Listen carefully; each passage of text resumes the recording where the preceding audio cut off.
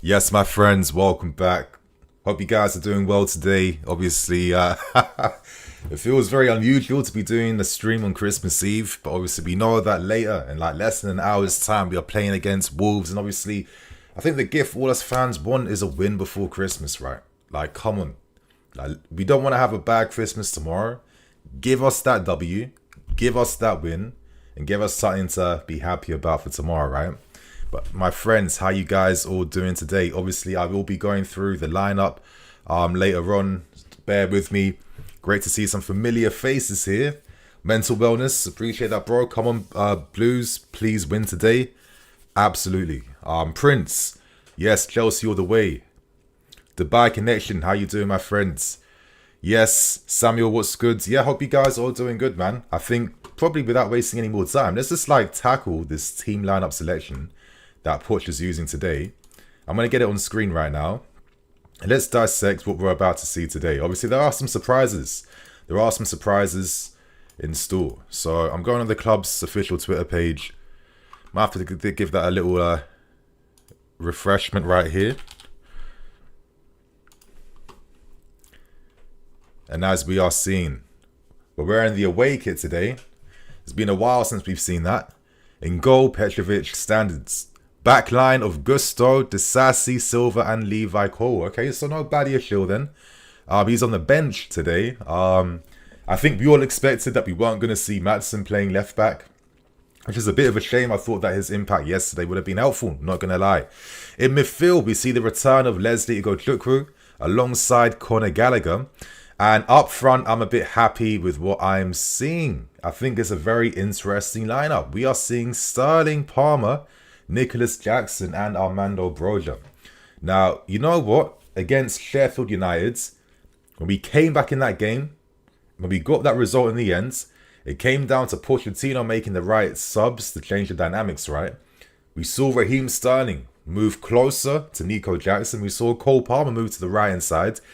And essentially, we became like a 4-2-2-2 or a 4-4-2 type of team. So I'll be set to see Nico and Jackson playing up front together. I think that would be interesting. I've always felt like we haven't really explored the dynamic of having two strikers playing close to each other, playing off each other, and having like two like presences inside the box. I think the last time we saw the benefit of something like this was that 4-4 draw against Man City, but obviously, you know, Broja won the penalty for Jackson. Jackson got a goal in there as well too. So, listen, I think this is it's a bold lineup. Obviously, contextual reasons. I'm sure there's injuries to players. Certain players aren't fully fit. Pochettino isn't going to risk certain players as well too. But I'm looking at this lineup and it's enough to get a result. Like, I'm happy that Gusto's going to be in the team. Obviously, him making those overlaps on the right-hand sides. For Cole Palmer to play balls in behind. I think that's going to be a useful outlet for us to get in behind Wolves' lines. That is the important thing. These teams that sit deep, that don't want to come out, getting in behind their lines is key. It's absolutely crucial. So, listen, Leslie and Gallagher in midfield today. We have the strength. We have the aggression. Obviously, Leslie, he needs a bit more time. He's not playing consistently. And only 19 years old. We have to remember this guy's still a kid. I think he's looked decent. He's shown like admirable performances. There's a lot more that can come from him though. So I think it'll be a big occasion for him to, you know, let Pochettino know, listen, like pay attention to me. You know, I'm back now. You know, you've trusted in me before. I'm here because you believe in me more than Andre Santos. And I think this is the type of game that I hope he can kind of claim it. Show what he's about, play with confidence, and I think in a more classic 4-4-2, you know, there are going to be times where both players will have the license in either him or Gallagher to be able to step up at times. So, big game for Leslie in midfield alongside Conor Gallagher, easily our player of the season. I don't want to hear it. I don't want to hear this stuff about, what's it saying about this Chelsea team if someone like Conor Gallagher is the best player. Bro, keep that energy for players that are better than him, in your opinion, and guys that cost more money. You don't hear nothing. You hear an absolute nada. I'm sorry. You know, we stick it on these guys for not stepping up. They step up, and there's always another excuse afterwards that you can't accept. I'm sorry. Like, maybe for me, it's a bit different. I've seen so many different Chelsea teams over my lifetime where, you know, I don't hold on to those types of like beliefs I would have probably held on to when I was younger, if I'm keeping things absolutely real.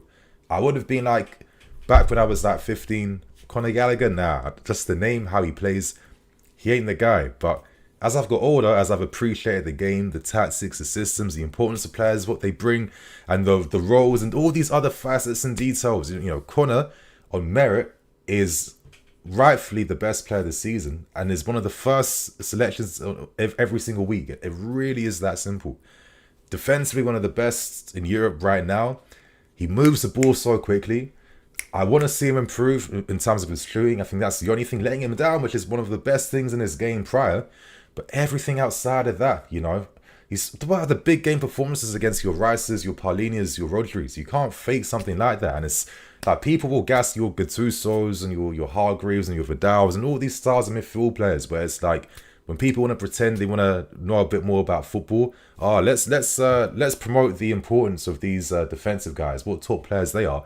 We literally have our own equivalent in Conor Gallagher, and that's just completely missed because of what? Like, his name's not sexy enough. I don't get it. But I think when you strip back all the biases, you realise that the arguments against Conor not being good is just kind of just, I think it's a bit silly, not gonna lie. So I think midfield, I'm feeling optimistic. Up front, I feel like finally we have like bodies up front, Sterling on the left hand side, Palmer on the right hand side, Broja and Jackson playing off each other. Jackson, I like when he drops deep.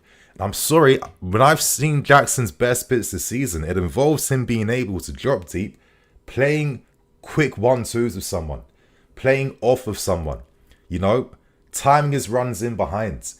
That's when Jackson's at his best. And at times, we don't support him as good as we can. Listen, there are times where his movement isn't that, but sometimes I think to myself, listen, if you know that if you're not confident about where your next meal is coming, naturally, you're not going to keep, you're not going to have peak efficiency with your movement, throughout 90 minutes. I'm sorry, not like when you're 22 years old. If you're not going to feel confident, it won't come. But when we sign these types of players that like to play on the last lines, I looked at that Liverpool-Arsenal game yesterday, the 1-1 draw, and what were Liverpool constantly doing in that game? They were constantly playing direct and quick. First time to find Salah 1v1, to find one of their forwards 1v1, to push the team up. They're not wasting time. The moment someone's making a run on the last lines, someone like a Trent Alexander-Arnold is playing that ball over the top. And I think at times, we'd rather play 10 passes to get in that same position. And it's like, listen, I thought we signed these Donnies who kind of can play in this type of role. We signed Nico because when he is on the last line, he has the technique to beat his man 1v1. Let's trust the technique of the players sometimes. That's how I see it in my opinion. So I like the fact that I feel like both players will complement each other in the game today. And I've always felt like at times, especially before the game against Everton, I was open to seeing both of them playing up front like this. So I'm very optimistic about what I'm going to see from them today. And obviously in defence, Poch is probably thinking, listening, if I'm going to have Gusto getting forward, at times it may become like a 3-2-5 type of thing up front. Obviously Gusto holding the right wing, Sterling on the left wing, Palmer and Jackson playing close to Broja.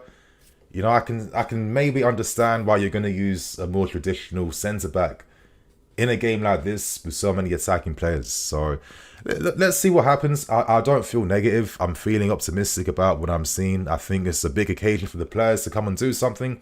And I think on the bench, we have options. Mudryk, we have Maatsen, we have Madueke. Hopefully he can come on. I know there's been big talks around Madueke in the press conference earlier. Need to see what he can do. I trust this guy's technique and 1v1 ability. I think there's a player here. There's a player here in Noni. We can try and get the best out of him a bit. Sometimes I think to myself, I'll be expecting too much brilliance from guys who are 21 years old, 22.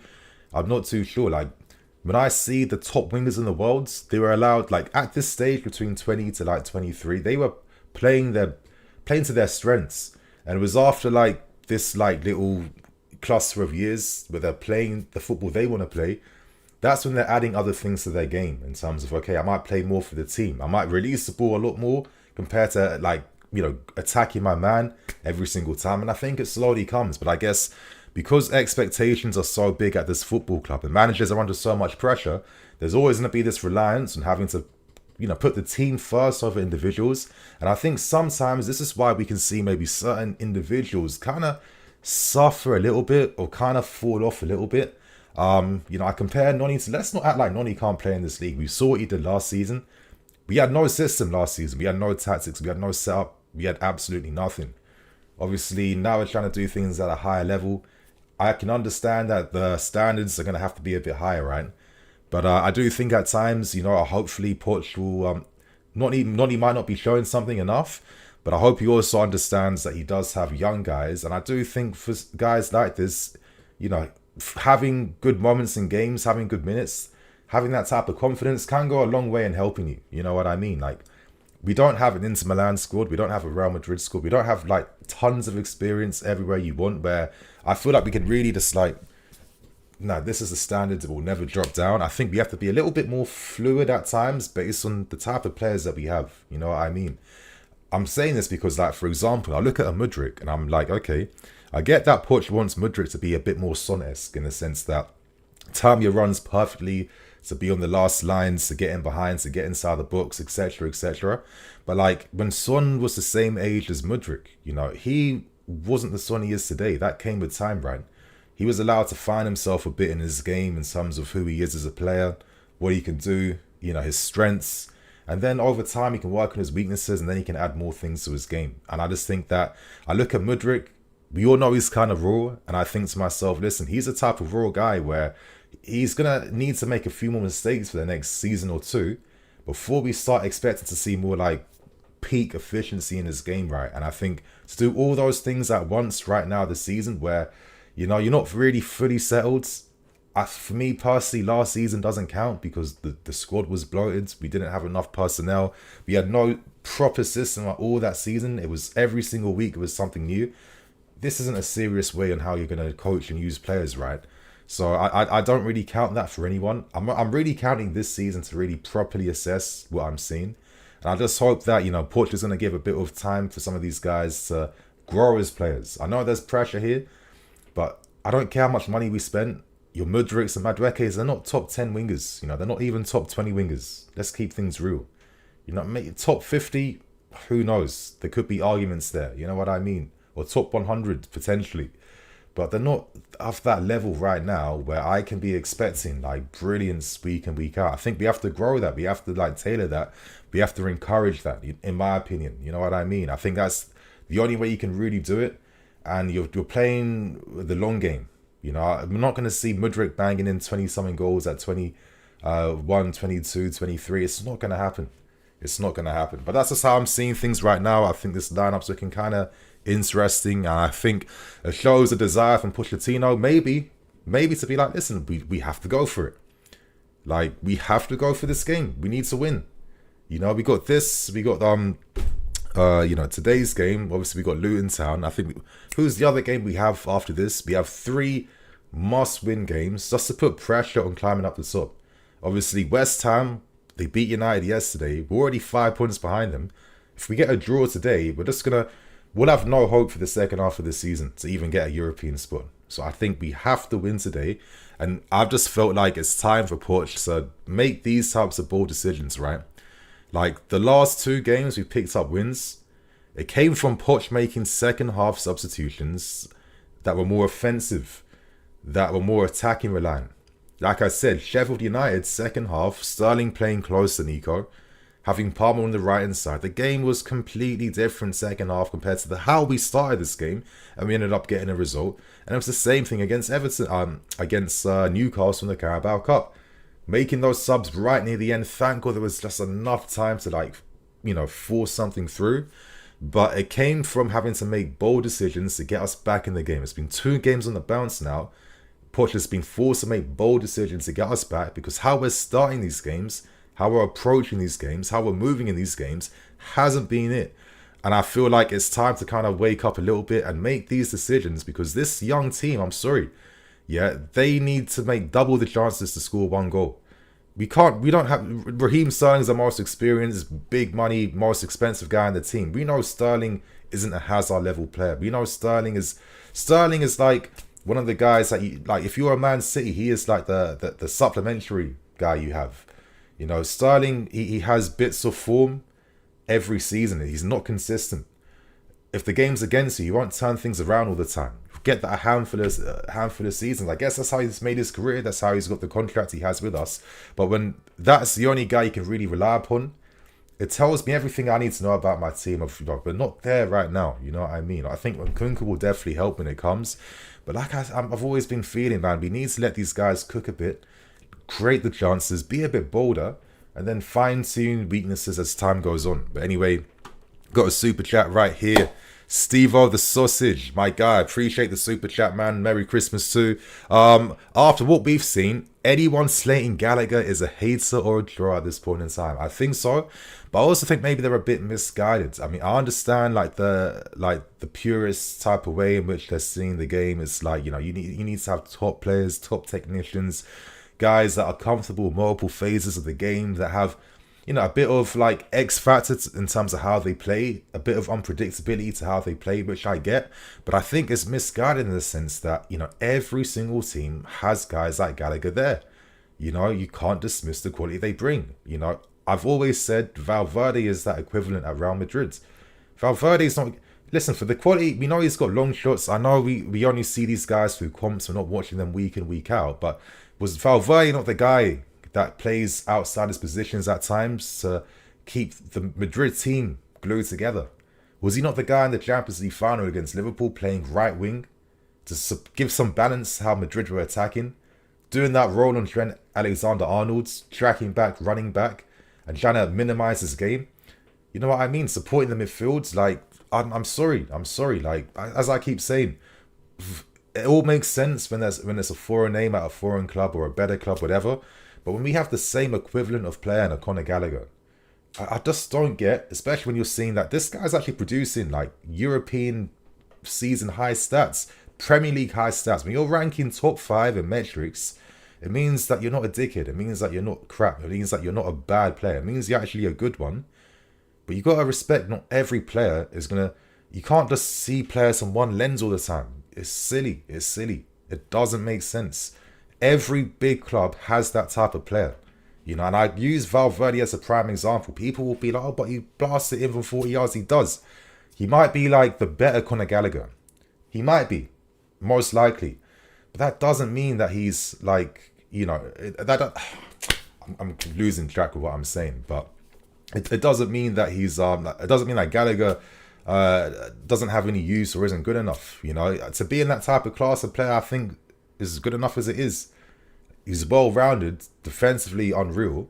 You know, I mean, he doesn't waste possession of the ball, and he does the dirty stuff in the game that you need, that your teammates need. So, like I said, when you got someone on that Valverde class that good, you appreciate these guys. It doesn't make any sense that you're gonna see him as the issue in the team, because the argument simply is, if your standards are that high, apply them to the guys that cost 100 million.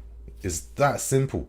But they don't ever do that. And this is why it just comes across as a bit of moaning, in my opinion. There's nothing substantial to it. So listen, when people say that, I think you need to kind of like re-examine why you think that, in my opinion. But anyway, Steve, man, appreciate the super chat.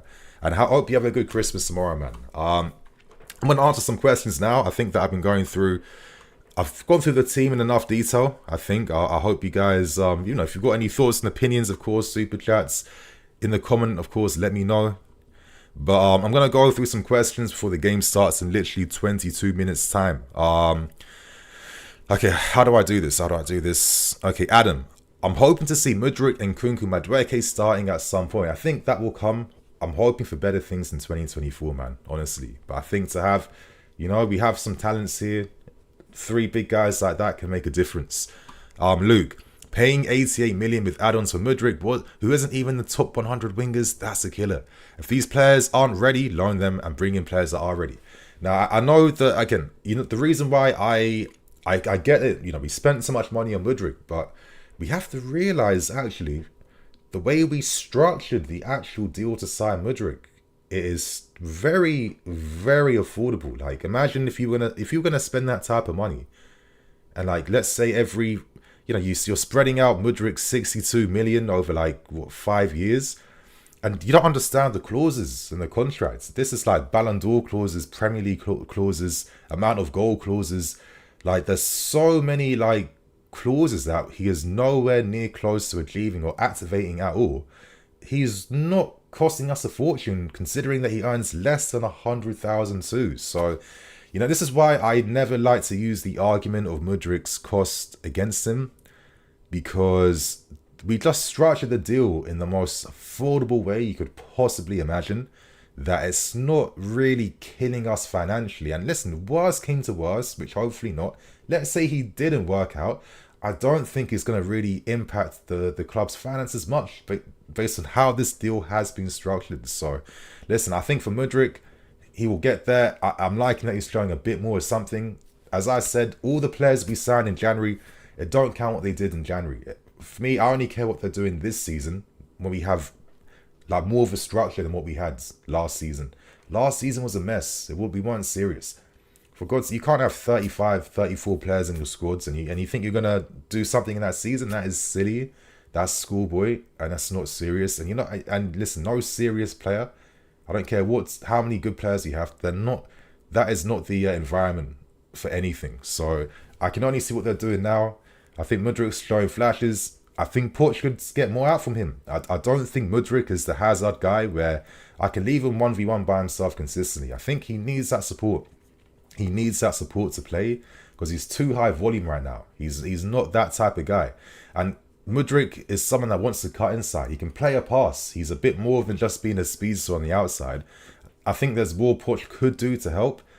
Maybe I think we might see him fully unlocked when Ben Chilwell returns back to the team. I think that's what he's waiting for, because I'm going to say this, pre-season, and this is why I've been a little bit frustrated with Poch, because pre-season we were actually seeing Ben playing left back and we were seeing a left winger. We were seeing that combination. I think that's what maybe Poch is relying on, waiting for maybe. If that's the case, I think it's going to help, because listen, I'm sorry, Ben's overlaps are some of the best any fullback in this league. There's a reason why Poch was even feeling confident to use this guy further up. His overlaps, his timing of runs, he's very good aerially. He's got a great engine and he's got good pace. That is what Mudryk wants on the left hand side. So again, I get the injuries. This is why I don't get too crazy with my criticisms. I think there is more to come, and I hope we see that. And hopefully 2024 is going to be like really turning our season around. But moving on, views from the six.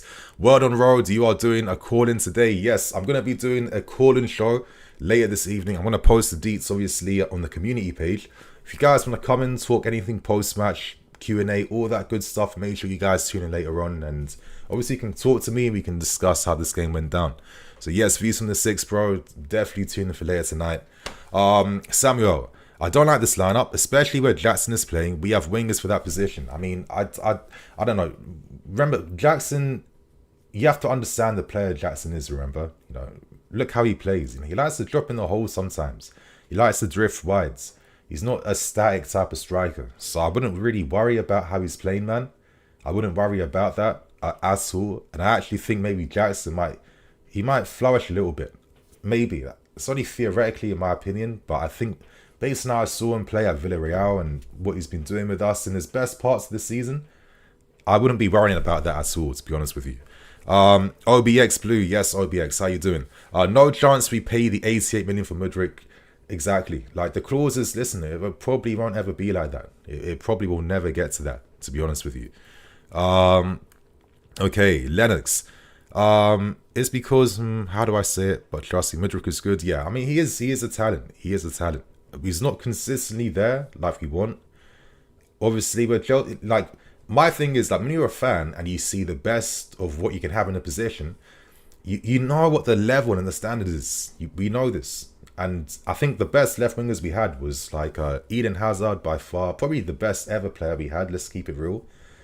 Malouda was the best left winger in the league for 2 years on the bounce. I think not every player can be consistently the best throughout the whole career in one league. But to be like the best in your position for like 2 years, 2 seasons, I think that's a big achievement. And Malouda was sick on the left wing. And obviously you're looking at your Robins and Duffs and players like that, but they're really more on the right hand side. I think on the left wing, we haven't always had that option, to be honest with you. So You know, I think Mudryk can get there, but he's a different type of player we've signed, but we have to really like back and support him. Most times when we've signed a left winger, it's been like a Willian. It's been a guy who's like approaching his peak. It's not really been someone who's young that has to be developed. So, you know, I'm gonna give him patience. I've seen this game too many times. So many players in at least 2 years. Like I look at a Marcus Rashford. Like I know he peaked last season, he's having a mid-season this season, but it took him many years to get to that level. I think Raheem Sterling was a great example too. It took him many years to get to that level he finally reached. It happens sometimes. It happens. So I'm gonna just like wait, see what Mudryk does. But anyway, Ian O'Sullivan, yes, Ian, great to see you here. Happy Christmas, Nini. I think Nika will potentially be playing left wing in a 4-2-3-1 with Broja up top and Palmer in the hole. We saw him push up out there at the end of the Sheffield United game. Yes, we did. That could be an interesting thing we see. I think that's definitely a big probability that could be the case. But I also see it as an option that maybe Sterling could be on the left, Palm on the right hand side. And maybe you're seeing a bit of interchange between like Nico and Sterling, maybe drifting in and out. That could be an interesting thing that we use in the game. So I'm really curious to see where Sterling plays. Yeah, honestly, I've always liked rotation.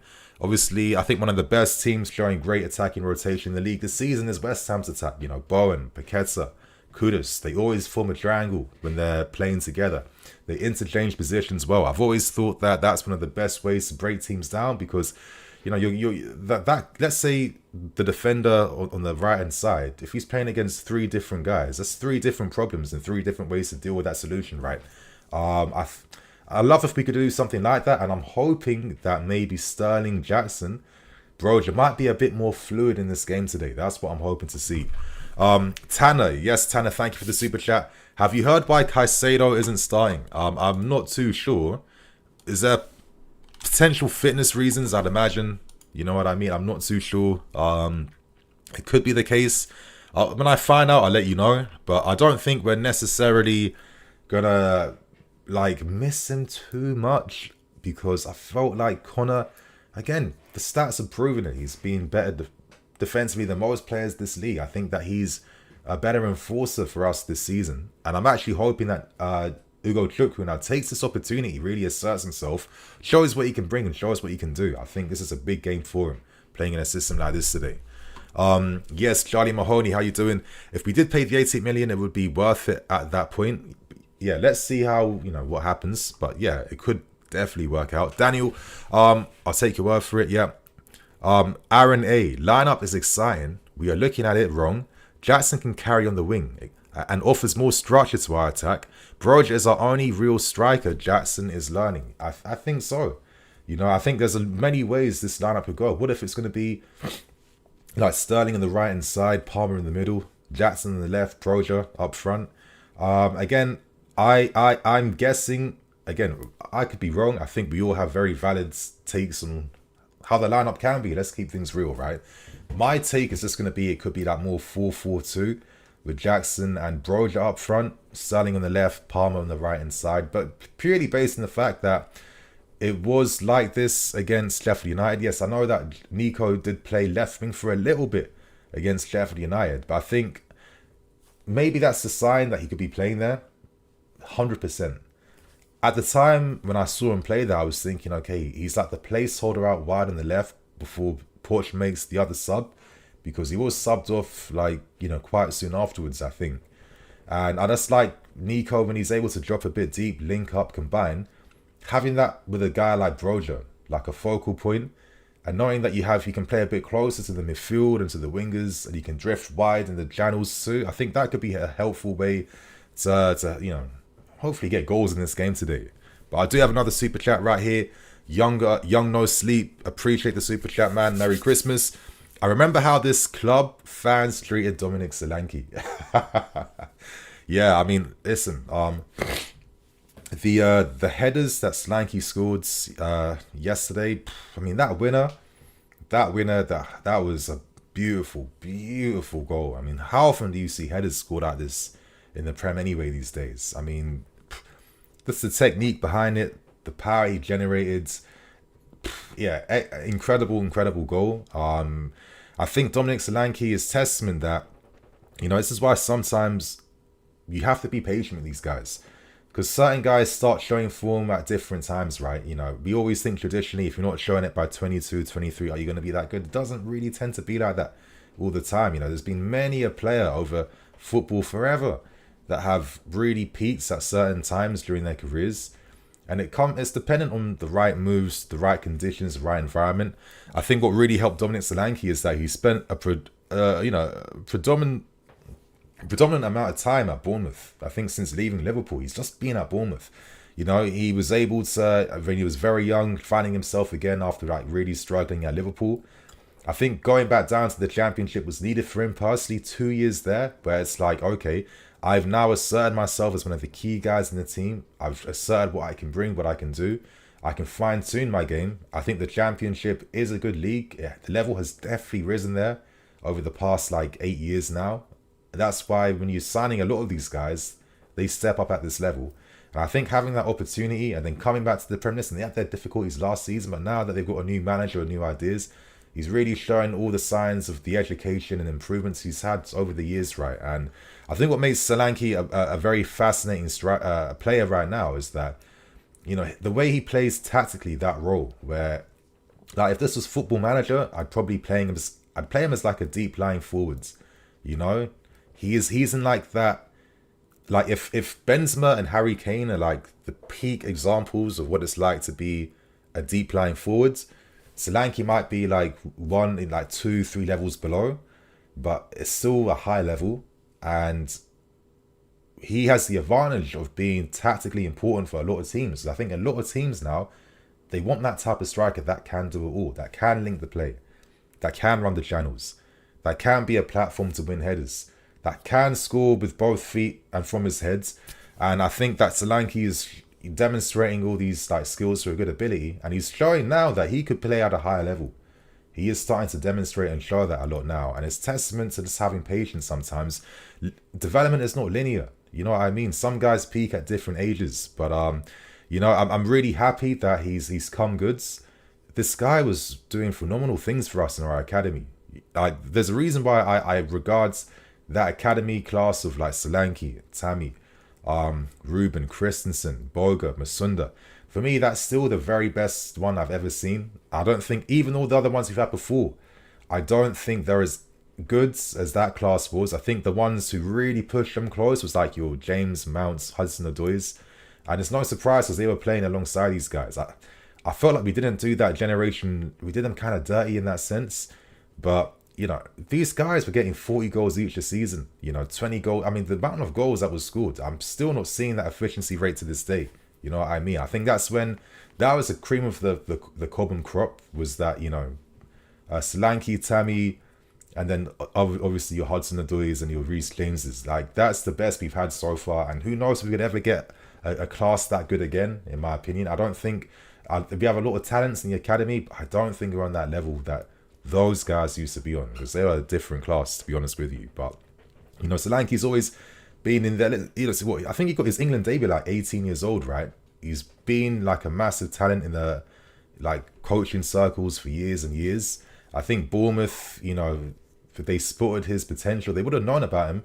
And I think Bournemouth's model has always been to sign these like top of the class like English youth products, and then they try and get the best out of them. They bring them back, obviously, like Lewis Cook, Solanke, I think one light-skinned defender they have as well too, like obviously Alex Scott, who they signed from Bristol City. You know, they're the type of players they go for, and they found some decent success from like rejuvenating their careers, you know what I mean? So yeah, big for Solanke, and I think he's really demonstrating, he's actually peaking at the right time. 25, 26. You know, how many strikers at the same age are getting the same amount of goals, having the same involvements? He could be handy for big teams. So let's see what happens in January, right? But moving on to Lennox. Mate, I'm going to be honest with you. I'm worrying about the level that Caicedo is showing up at this moment. I haven't seen those 120 mil reflected in this level. Honestly, Lennox, I fully agree. I think we've all kind of seen that. He's not demonstrating that. As I've said a lot of times this season, he's not on the level as Kante. That's not an insult. He just isn't right now. He might need 2-3 years himself. I've I'm patient with him because he had no preseason. I think every time I've watched football and players have no preseason, their seasons tend to be a write-off because preseason is so crucial in terms of getting your body ready, getting used to the system, getting used to your teammates. Like imagine you've got like, 5 to 7 weeks uninterrupted of just like constantly being around your teammates. It's a big deal, right? Because like when the season starts, you don't get like a week's break every time that you can train and prepare for a game perfectly. A lot of time you're traveling, a lot of time you got 2-3 games in a week. That's why pre-season's a time to like get your team pattern for the season. And obviously when you miss out on a crucial time like that, it's not going to help. So, I think he'll come back stronger next season if I'm being absolutely real with you. And I'm just hoping my target for Caicedo is to end the season on a good note. That's all I want to see right now. But I don't think he'll be levels this season. I just don't see it. Paul in the cut. Mount wanted the money. I don't know if he wanted the money, to be fair. I'm not going to go into Mason Mount, but that just wasn't the case. Josh A. We should play their B team. The first team needs shaking up. They might play better. I don't think that will work either, to be fair, man. Alex. Yes, Alex. Alex the Mod, how you doing? Paul in the cut. Thank Winsley for that. Okay, so you replied to that. Romario Ergas. Ugo Chukwu is a great compliment for Gallagher. Only problem is he is coming off the back of an injury, so let's see how well he plays. You're right. You're 100% right. And maybe, listen, if Caicedo was available, would we be seeing Ugo like starting the game today? Most likely not. Because we know that Poch has been reiterating in press conferences recently that, when guys are out injured, like before you can play again, you must be like at the high level that I need to see for me to trust you. So, it'll be a big game for Leslie today, but I hope now that there's going to be a few more options to pass through forwards. Hopefully he'll feel confident. Hopefully he'll miss playing football. He's been out for a while. How many opportunities do you get? You want to stake you're claiming the team. So I'm optimistic to see what he does, and hopefully he has a good game for us because we need that today. We literally have like less than 4 minutes time, my friends, before we play against Wolves. Kick off very, very soon. I'm going to log into my Sky Sports account just to get the game up and ready now. Yeah, sorry sometimes, like when I have the timer on, it's never in sync. Like when I watch games, when I stream games through Sky Sports' app, there's just a delay. It's just like a minute delay I can't do nothing about, which is really annoying.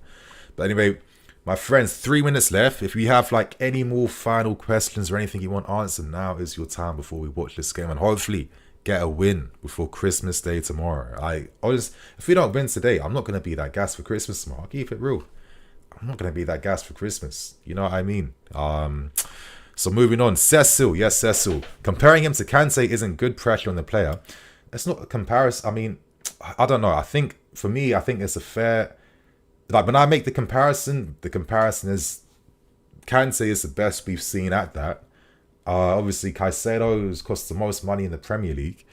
And I'm just making the simple observation that, he just isn't showing maybe even like 60% of some of the things Kante was. I think the only thing that's disappointed me the most in Caicedo, which, listen, I'll accept like him making a few small mistakes. Sometimes I don't mind.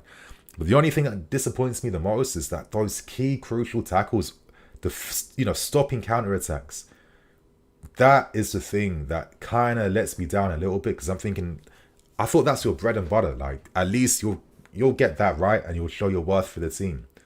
And there's been a few times, like I think those games against Man City, there was like 3 occasions he got absolutely spun out of the game completely, and it's like this is why we pay the big money, because you're the guy to protect us there. So listen, obviously I get what you mean, but as I'm saying, listen, I understand that Caicedo will need next season realistically to show what he's really, really about. The little injuries, the fitness things, stuff like this today, no preseason, you're not going to be at your peak, and I can understand that. But on a positive note, it's nice that his passing is really adding to the team. One touch play, plays it forward. I think we could even encourage that a lot more. I think the only disappointing thing is I haven't seen Colwell playing left side of defence, because Colwell and Caicedo had a great understanding at Brighton together. A super understanding in terms of knowing how to pass to each other and playing out. And my only thing is that I'm hoping that when Ben is fully fit and when he's back again, I think we might see Pochettino be more inclined to use like actual centre backs there and using full backs out wide again. So that's only my observation. But anyway, we've got less than a minute. Predictions. Yes, my prediction for the game, I've gone for a 2-0 win, and I'm just crossing my fingers. I'm hoping that we do something. You guys put in your predictions real quick. Like, how are you feeling? Do you think we're going to win, draw? Let us know. Put in your predictions right now. Game is kicking off in less than a minute's time. Okay, and we have some context as to why Caicedo has missed the game, and he's missed the game through illness. Now, I don't know if you guys have family members too that are ill, but I feel like everyone is getting ill right now. Like, I had a family gathering yesterday, that's why I didn't release any videos, and like some of my cousins had like COVIDs. Yeah, COVID's obviously still here. A lot of people are, throwing up, having this bug. Even my girl was feeling ill at the moment, so yeah, I guess that's no surprise. Caicedo has a high fever, so he's not involved today. So, okay, that makes a lot of sense. Then. So, I guess, listen, going to be pressure on Leslie. Hopefully he has a great game, but we'll see how, ready he is, because he's just only come back from injury himself. But anyway, my friends, the game's about to kick off anytime now. Very excited to see what happens. I'm going to get the school timer on.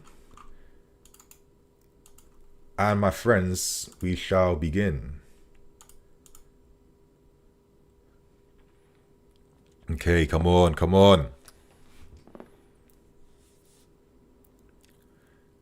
Last time we used the away kit, did we win? I can't even remember now. Oh shit, okay, my timer is just not working right now. That's annoying. I'll get that working soon. Yeah, it's just kind of messed up at the moment. But anyway, kickoff has begun.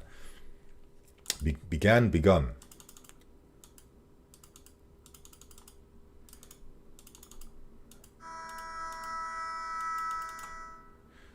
It's really annoying.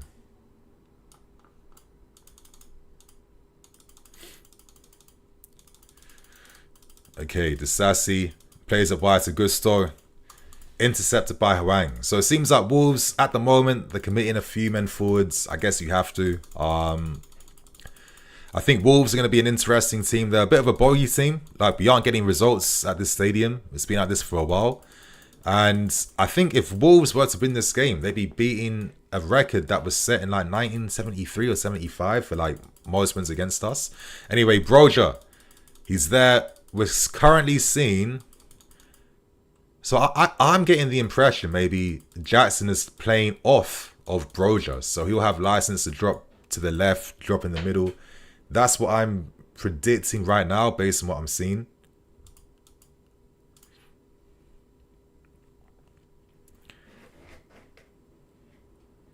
Okay, a little slip from Nico, intercepted by Palmer. Okay, calm.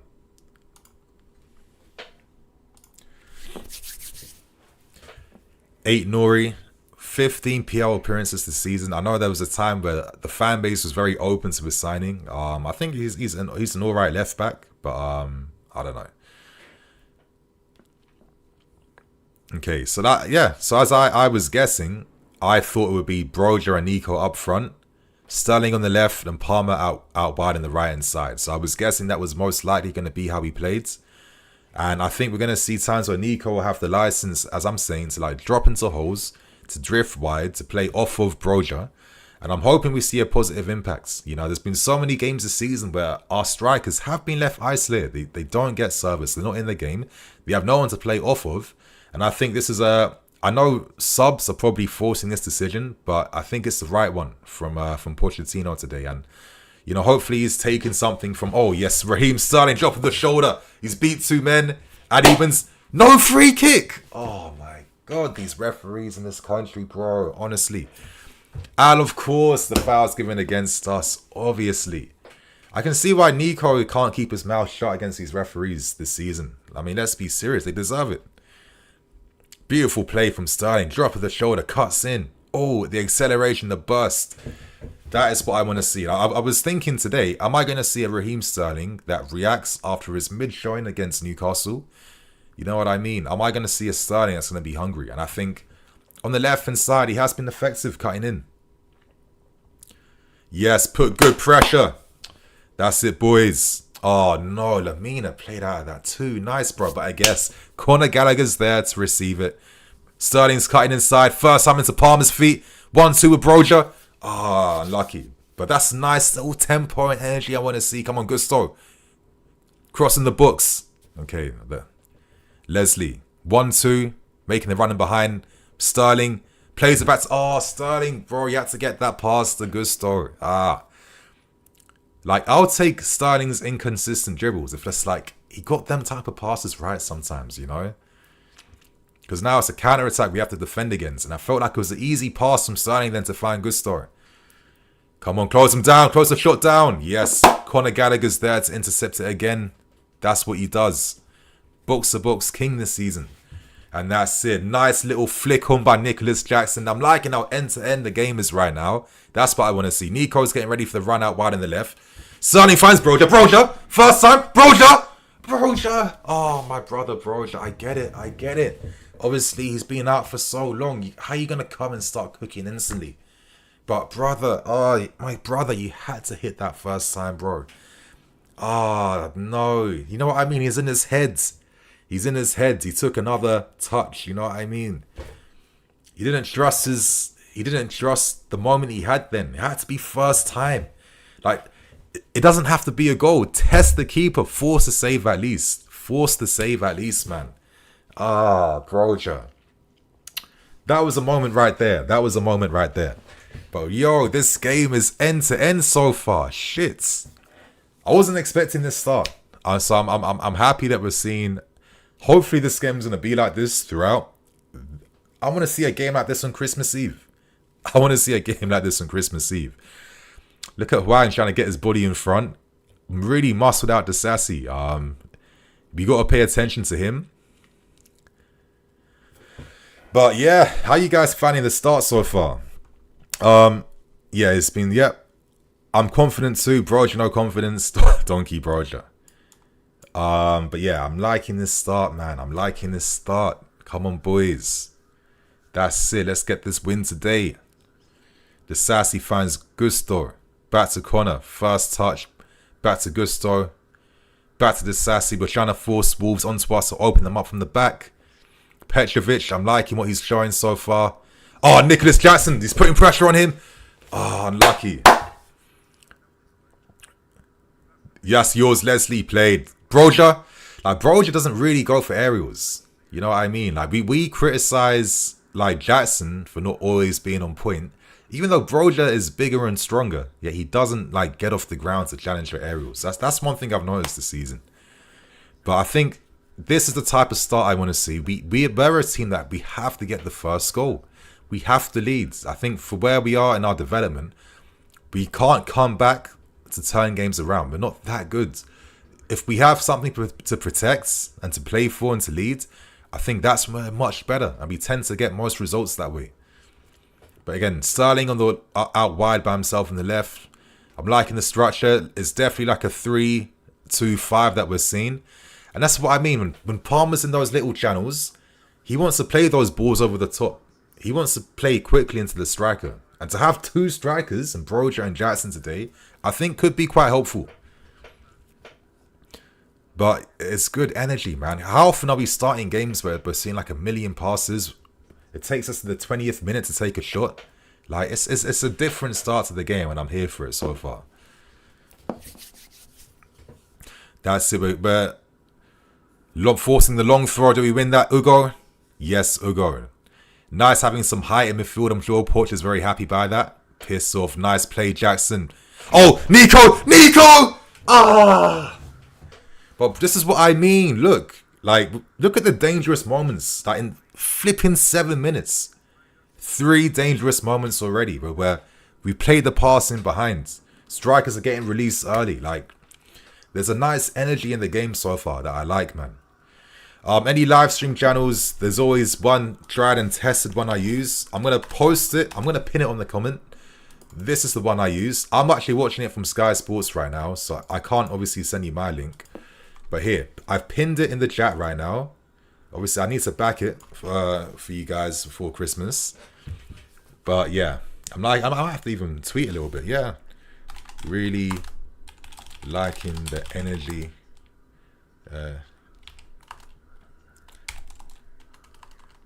Really liking the energy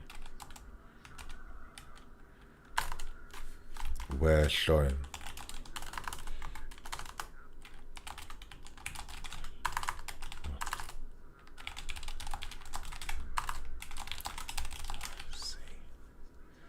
Anyway, nice. We're quickly winning possession up. Obviously, Poch's, I'll be pushing up our defensive lines. I think one little positive we've seen the past few games is how we're really nullifying teams' counterattacks. By having the lines pushed up a lot higher, being a bit more compact, we can counter press and win balls better. Nico loses the ball a bit sloppily there, because that's what you want to do with these teams, right? You want to tire them. You want to force teams like Wolves to have to run 50 yards to support the rare counterattacks, get themselves tired out, you know what I mean? And really just limit how many chances they can produce. So it has been one positive. So I'm hoping today we get a good result. I think this start so far, we don't tend to see starts like this very often. The 3-2-3, Look how vertical it is so far. We've got Broja offering a different outlet by running the channels, getting in behind. Nico's on marks.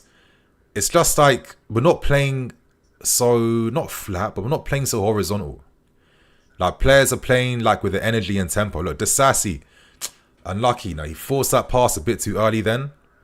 Intercepted by Silva. Back to Conor. Oh, nice touch away to beat two players. Conor, who's he found? Back to Nico's drop deep. Who holds the ball, plays it wide to find Gusto. Good play. Come on, boys. Come on. Good play. Gusto to bro. Bro, you fluffed it. Bro, that was sick football. Are you crazy? That was good football. How's he fluffing the lines? Come on, Palmer, who you found, my guy. Oh, to Raheem. He tries to cut. Nico. The first touch away. Come on, boys. Come on, man. I'm sorry, I like this start. This is a good start. Look at the energy. Look at the moments and situations we're creating. We're giving different issues and problems. Look at the fluidity. Look, Palmer's dropping in the channel right there. We're stretching rules. We're playing quickly and behind them. This is the shit Poch should have been doing a long time ago, man. Palmer, again, he's dropped deep. He's got someone to Nico to play to. Nico! Oh, good attempts. Unlucky. But I'm seeing a bit of fear in Wolves right now, and we're forcing the situation. Look, Semedo's forced to play a long ball wide to Sarabia. Cole's dealt with that nicely. Yes, Levi. Goods. Conor is the man, I swear. I rate him so highly. We can't sell him. And people who don't rate him, they're just, I'm not gonna lie. Sometimes, man, we love just listening to the dead opinion online, and we love giving too much energy to bad takes and opinions. I get it, it pisses us off, it makes us reactionary, but I think maybe in 2024, just ignoring the dead takes is something we all need to embrace, to be fair. I mean, this is what this football. When do we ever create and cause many different issues for the opposition like this? Bro, just finishing is killing us right now. We should be a goal up already. This is football we had in us. I like this line up for a reason. Okay, that's the little tweet then, my guys. Sorry about that. Anyway, Sterling plays it wide to Palmer. Ball in the books. We have 5 figures inside the books. I'm like we're causing different issues and situations for Wolves to deal with, Like, their positioning's all over the place. You know, we're quickly playing balls in behind. We've got Gusto galloping down that right-hand side. 2 strikers, 1 dropping deep, 1 running the channels. You know what I mean? We got guys like Sterling and Palmer connecting what's happening too in the final third. It's a lot of different problems that we're forcing right now, and it's good to see. And I'm sorry, Broja has missed 2 incredible opportunities. I think the second one to completely fluff the shot then, that has to be converted. That was the big miss. And we should be 1-0 up. And this is where the players have to take responsibility, because you have to be scoring that. But it's a good start, man. It's a good start. Look, Nico is playing the... you know, he has the license to move up with Broja, to drop deep and behinds. Nico isn't a slouch off the ball. Like, it's good that Poch is finally, like, doing something bold in this game. I know I keep saying it and going on, but you can see, like, the speed in our attacks and the energy. Look, shit pass then. Wolves are forced to play long, and Nate Ori, has he pulled something, or he's hurt his ankle already? Like, they haven't coped with the intensity in our start and, like, the energy we're showing right now. And this is what it's got to be like, man. This is the football I thought Poch was encouraging. We became too possession, play on the ground. It was getting a bit predictable, you know what I mean? But, you know, it's nice that we're seeing signs of life in this team again. And I'm hoping this is the ball that we were seeing in pre-season now starting to return back again. Yeah, I wonder what O'Neill's saying. I mean, we're getting absolutely peppered right now. But you guys, what you saying in the chat right now? Osita, Chelsea needs strikers at Osimhen. Yep, Osimhen's going to cost like crazy. Yes, 100%. Tyler, I don't want us to start to panic or lose confidence if we can't break Wolves down. We need to learn patience. I think we've had so much patient approaches throughout the season, and it's led to absolutely nothing. You know, we can't forget that. You know, as I've been mentioning, it's been second half changes that's been bringing us back in the game. And it's nice that it feels like we're starting this game with the type of team you would see end the game in the second half, right? And I think, you know, you get the first goal in a game like this, the second goal comes. I want to see my manager seal the win out then afterwards. That's what it comes down to. So, no, this is a good approach. This team needs to get the first goal. And, yeah, once we score first, we can decide how to play afterwards then. But see what I mean? Like, a lot of times there was that one game where Broja was, like, not connected to anyone. He had, like, less than 10 touches in the whole game he played. Already, I'm seeing signs of him dropping deep. If Broja drops deep, Jackson's moving up front. They're up front together. They're occupying 2 Wolves defenders. You know what I mean? We've got Sterling wide right on the blind side of Caicedo. We've got Gusto on the blind side of Aït-Nouri. And we're seeing Cole Palmer dropping in fields to form a 3 with, like, Conor, Ugo Chukwu, and himself. It's, you know, but really moving Wolves around a lot so far. So it's been really good to see.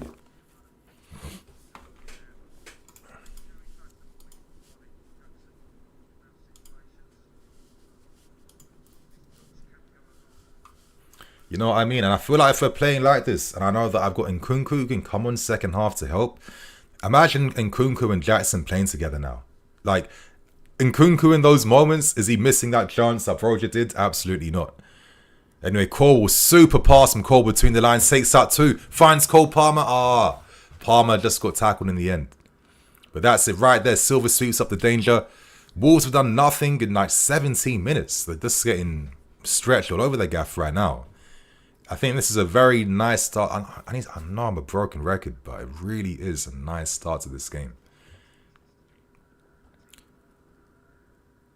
Disasi. Back to Gusto. Oh, super dummy from Palmer.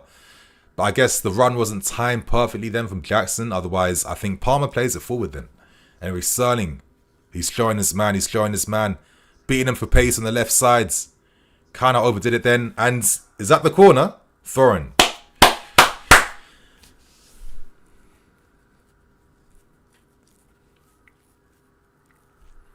That's it. Nico. Oh, nice ball over the top to find Sterling. And is that not a foul, ref? Referee. Fair enough. How is that not a foul? That must be a foul. Yes, yes, yes. Come on. Guy's not even paying attention, man. Straight foul. You know, Semedo is feeling like when Sterling took him from a race earlier on, Semedo's like, listen, I need to take this guy out to slow him down a bit. He knew what he was doing then. He knew what he was doing. Like, he has to get his card out for that, though. I'm sorry. He needs to get his card out for that one.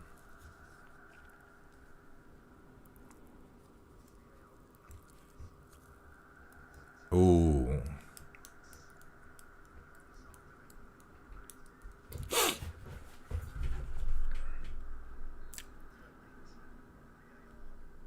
VAR.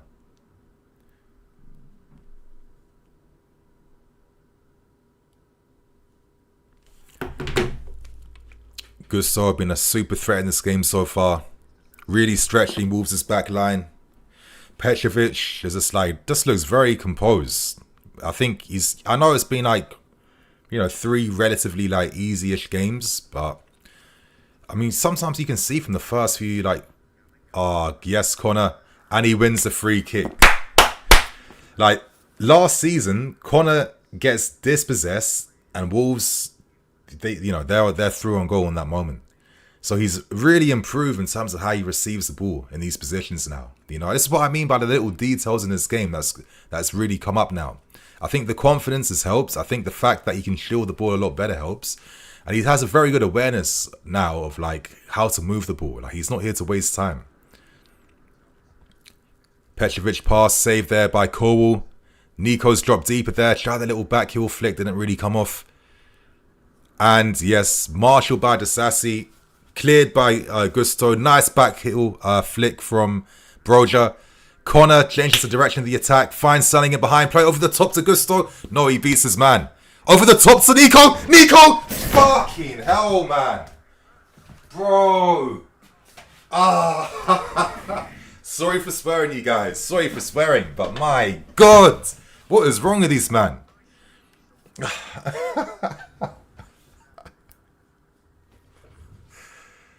Out of all that, the miscontrol right there, Nico, that was poor, man. Nico, that was poor. Broja and Nico, they're showing, the threat they can bring in terms of how they're moving, how they're playing. But listen, if you guys want to make sure we ain't going to sign Awesome Hen or a big boy in January, these are the moments that the club are looking at. Where it's okay, if we sign a big striker, are they going to be wasteful? In them moments there where you should be expecting the control and expecting a short bare minimum. I'm sorry. Anyway, good foul from Conor. Good tactical foul. He had to. I've noticed that there's been a few more tactical fouls from Conor. I think that goal we conceded. Who was that game where Conor got beat too easily and then we didn't deal with the counter-attack? What game was that? Was that Everton? I think that was Everton, right? Yeah, see what I mean? Nicholas Jackson. I get it. He tried to open his body up by controlling it on the outside of his foot. But come on, man. It's been a good start from him. That was a very poor moment. Flipping hell.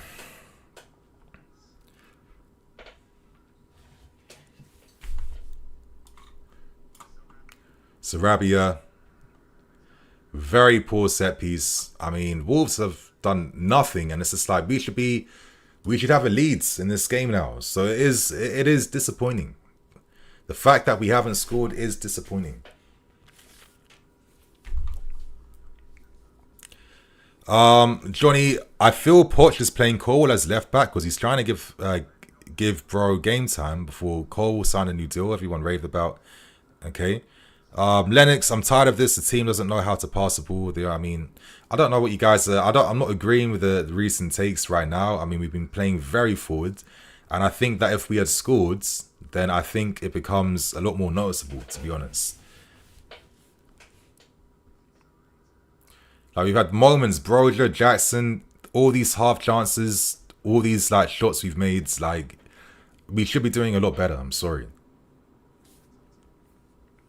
That's one of the first times that Wolves have pinned us back, but when they have done this, we have looked quite threatening on the break then. Anyway, Cole easily deals with that. We're forcing Wolves to have to find their players with Hollywood passes from the left to the right and right to the left. Cole, good play with the right foot to play us out from the back. And look how we start another counter-attack now.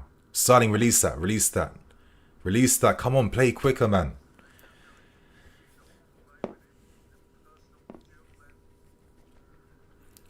Okay. The Sassy. Back to Silva. Conor spread wide to the right-hand side. Yes, helping us build up. The little tactical stuff like that, that doesn't really get, rated. It is helpful. Conor gets caught then on the ball. Poor play from Conor. Caicedo on the right-hand sides. Bad cross in the box. Gusto deals with that, but doesn't fully connect with that. So Conor he's put us under pressure then. Very stoppy play from Conor. No. Okay. Dealt with. And he was offside. So it's a bit of a nervy moment then. And a situation we created for ourselves. So that was obviously not good play. But yeah, Sarabia was way offside then. I felt like Disasi, listen, it's a good thing that Sarabia's run was poor because he wasn't in line with the other centre-backs. He was playing everyone on side then. So, yeah, we're a little bit poor positioning then from Disasi. Anyway, we're building up again now. Come on, Silva. Don't take 10 years to pass the ball. Okay, back to Leslie. We're trying to attract Wolves onto us. Disasi plays it back to the keeper. Bit of a safe pass. Then did he have to do that? I don't know. Silva. Like we've spread the fullbacks really wide and we're relying on Leslie and Conor now to drop deep. But anyway, Petrovic plays it long. And I feel like Broja just doesn't really test for these balls or use his body in the right way sometimes. Anyway, yes, won by Cole with the head. Nice little pass header there from Cole. Back to Levi. Infield to Leslie. Plays it wide to Disasi. Now the passing's getting a little bit slower now. It's getting a little bit slower, a little bit flatter. It's going backwards a bit more now. Are we just looking to get our energy back in the game again? Obviously, you can't play with that type of intensity for 90 minutes. Not in December, which makes sense. But it has gone a bit slower. Sterling finds a nice angle in the channel to receive. Goes back to Levi. Back to Sterling. Good play. Sterling was waiting for Wolves to press him then. But why is no one making a run out wide in the left then? Broja could have stretched the channel then. So there's little details like that sometimes. I thought there was a moment there for us to play it wide and force something then. It's getting a bit slow now. Petrovic plays it long, doesn't find no one, but Gusto wins the knockdown. Yes, Palmer, yes. More of that, please. Oh, Nico just got out muscled then. Yes, Raheem. Good play. I think Raheem is definitely on fire in this game today so far.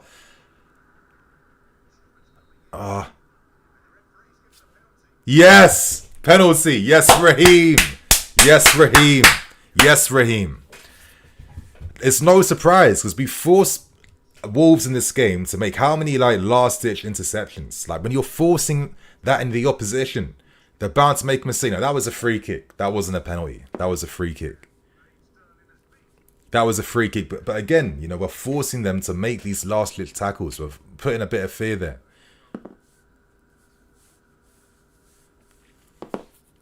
I'm glad that Lamina's on the yellow cards. I think he's won a few key tackles and interceptions so far. So hopefully now he has to second guess his next actions in this game. So I think I'm more than happy with him getting a yellow card. And Raheem Sterling, can he make it 2 out of 2 free kicks? Can we finally get the first goal that I think our game kind of deserves so far? I think we should have been leading this game already. Can we finally do that now, for God's sake? Come on, Raheem. Come on, Raheem. He's starting this game really well so far. Come on, Raheem. Get it on target at least. Force a save. We're getting into great positions. We're not forcing enough saves. At least force a save, bare minimum. Bare minimum, force a save. Come on, Raheem. Raheem!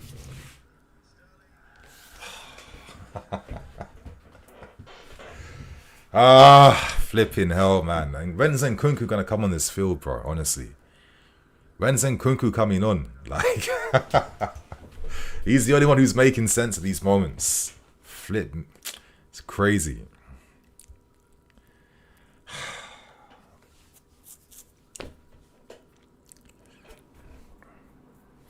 I'm going to put the stats on the screen so far. We can see how the game's going in terms of things like, you know, expected assists and all that type of good stuff. Bear with me.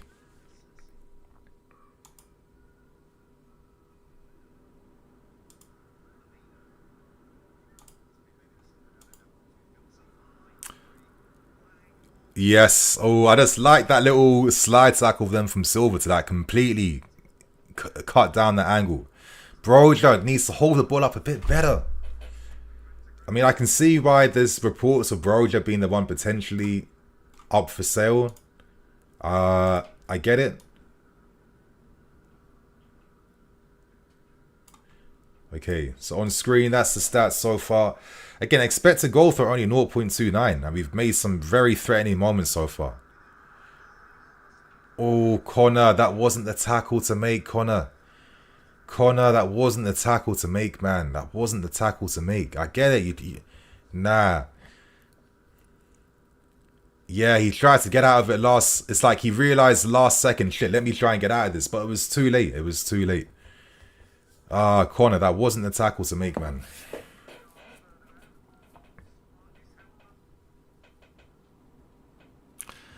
Please, don't tell me Wolves will now score from this and take advantage. Please, it can't be like this. I'm sorry. If that's the case, it'll be the faults of Broja and Jackson for not taking their chances, not forcing moments. I'm sorry. Like, I get it, they're young, but you can't always take shots in like the perfect situation where your body's set perfectly. You know, you have tons of space, like no one's closing you down. Sorry, it can't be like that. Like, you need to force it sometimes. You have to take them quicker. You know, I think Broja, the fumble and then not taking a shot early, I think they're two bigger moments. And obviously Nico Jackson, the bad miscontrol. Like he doesn't trust his left foot, obviously. But I'm getting a bit nervous now. Because we've seen these games too often. Like, teams will just come back somehow. Deflected off the wall. Strong wall. Good. Good. Strong wall then. Strong wall. Good. Kind of deflects off Nico, but yeah, good. They stay strong. Okay, set piece time. Please. You know, we got some height now. Disasi, Leslie, Colwell. Come on. Protecting the near post. And Silva mops up and deals with that. Good set piece defending then. Nico applying the pressure, forcing us, our Wolves all the way back. Hopefully people have followed him. Like that. Come on, please. Make it. Fucking hell. Come on, man. This team is... What is wrong with these, man? Bro, what is wrong with this team? My lord. We do all the right things. We actually do all the right things. But putting the ball on the back of the net. The back of the flipping net, man.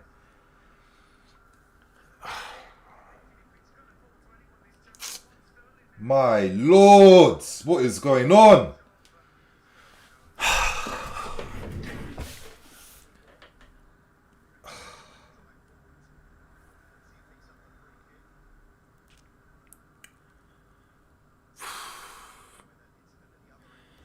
But actually so tapped as a team up front. It's stupid. We are the most tapped team in the final thirds.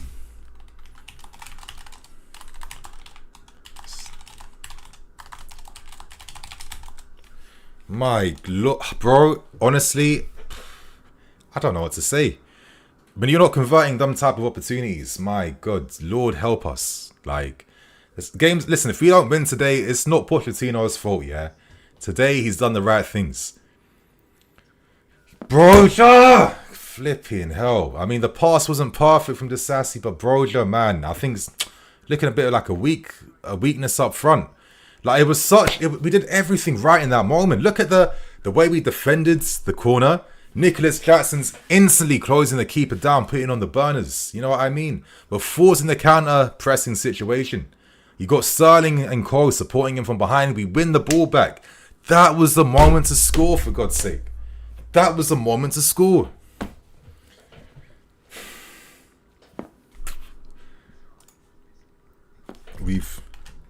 That was...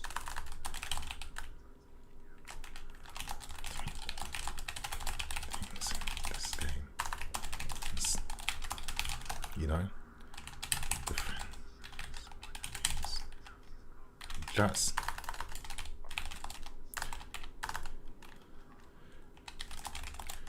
come on, Palmer, man. Don't force it, bro. Don't force it, man. Come on. So, you see what I mean? I get it. We missed something, but this is where you can't be moving dumb now. Don't be forcing moments for no reason. Like, I hate when players do that. Their body's not even set up properly, and they force it for no reason.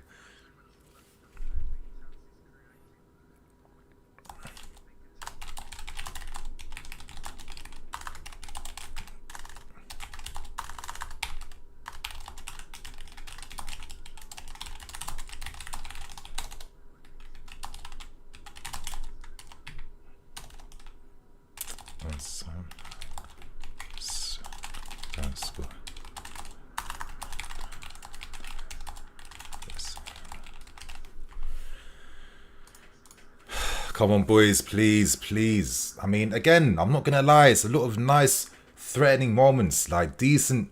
Like, it's been good moments we've made. If we don't win today, it's not Pochettino's fault, yeah? It's fully on the players. If we do not win this game, it's the players' fault, 100%. And I think Poch has every right to be angry. And he'll have to get these guys doing a double training session on Christmas Day tomorrow. I don't care. Like, if we don't win this game based on the setup, how we're creating opportunities, how we're running through them, all the issues we're causing against Wolves. If we don't win this game because our idiot guys can't convert or we make stupid mistakes, it's on the players today. It's on the players fully. So, listen, I've liked the performance. And if we're a serious team or a better team, we're a goal or two up right now. Let's keep things absolutely real. Come on, Cole, push up, man. Okay, he's looking to find Sterling. But again... Like, Cole, if he just, like, spread a bit wider then. If he spread a bit wider, Silva's making that pass earlier. Come on, Sterling, close him down. Close him down. Close him down. Why is the hesitation? Close him down.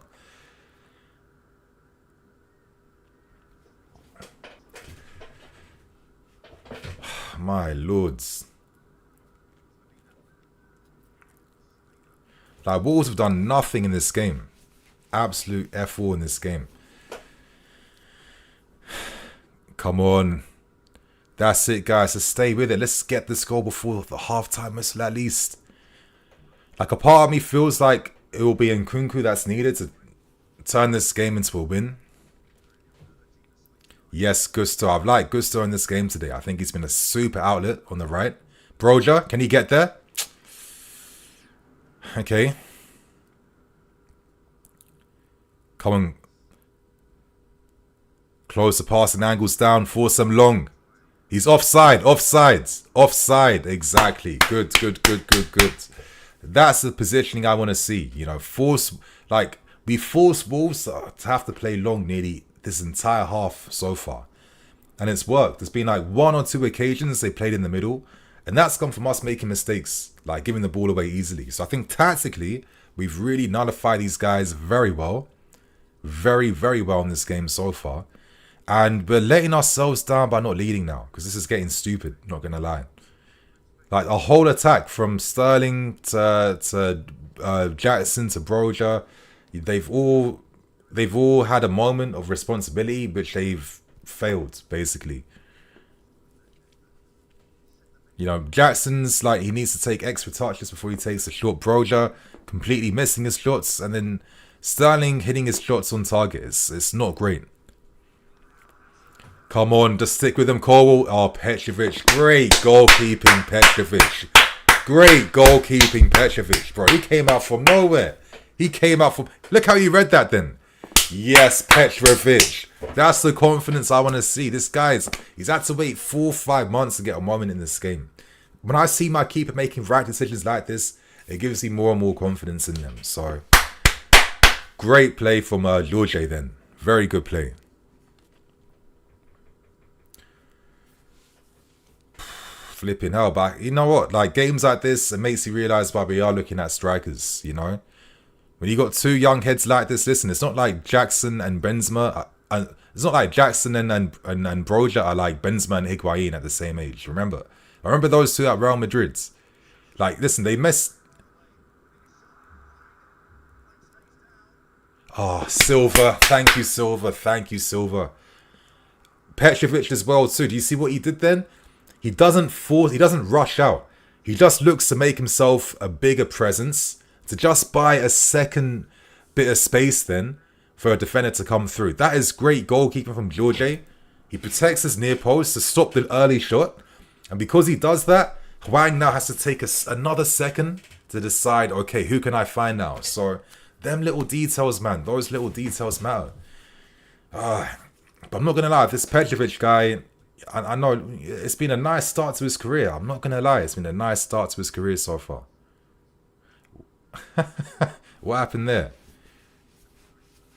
But here we have to be big and strong now. Leslie, Corwell, Disasi. Dawson's trying to escape on the right. Have you found him? Palmer. Nice header from Palmer. Force it back again. Sterling, put the burners on. Oh, nah. The Caicedo sold us a dream, bro. Okay, now Wolves, the first moments are putting us under real pressure in this game now.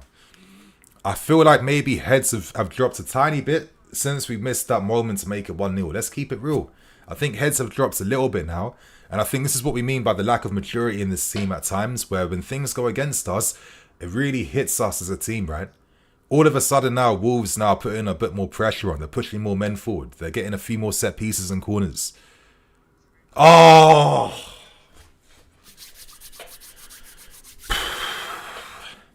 That's what I mean. Like, this team, like, we need, like, only goals makes this team confident. Honestly, it's crazy, but only goals, man.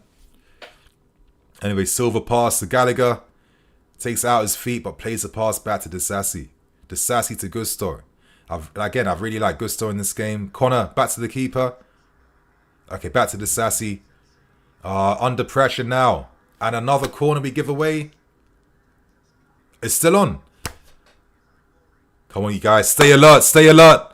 Yes, Silva. Silva's, like, you know, these types of games where, like, this is where Silva's value is good, because he just reads the danger. Like, he prevents so much because he's always in the right position to deal with these threats. He's always constantly alert. He doesn't go to sleep. Look right there, you know. Silva's already alert to the ball before Cunha is even ready to receive them. So I get why he's in the team, man. I get it. But come on, you guys, a bit of composure now. Have some confidence. Don't give up. Great ball from Palmer. Nico doesn't get the touch out of his feet, though. We're under pressure again. Under pressure again. The cut back over the top. No. Yes, Gusto. Close him down. Oh. Flipping hell, man. My lord, bro. That's what I'm saying. We don't get the first goal. Heads don't go down. We lack confidence. And then teams come back again. We have to ride this moment out before the half-time whistle blows now. We have to ride this moment out. Come on. Stay alert. Stay alert. Oh, piss off Lamina, man. Come on, boys. Stay alert. Can't be caving into the pressure now. Like, stay alert. Like, stay on business, as they say. That's it. Stay with your man. See, Disasi and look. So they're looking to, like, it's like a 4v3. They're looking to, like, block off one of the markers. So I think Dawson or Kilman can, like, spin the free space and try and attack the header then. So come on, Disasi. Dawson. Yes, near post dealt with. Good play, Nico. Good play, Nico. That's it. Win that. Yes, the Sassy. Close him down. Fuck off. Fuck off. Ah. Okay, it's our ball. Good, our ball. Ref, why are you slowing it down for?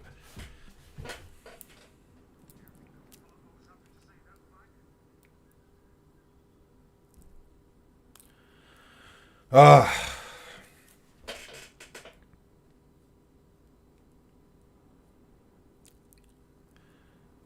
Okay.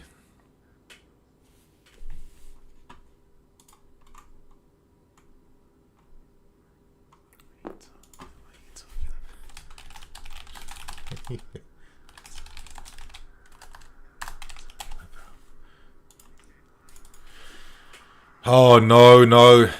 Oh.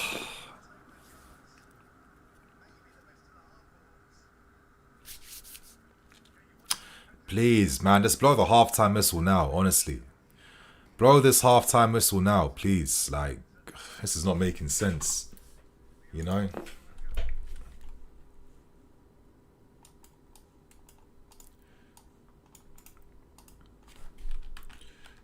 Heads always go down and back.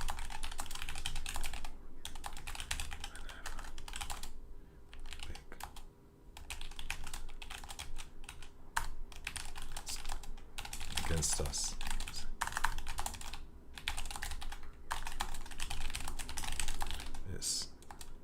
It's been Wolves since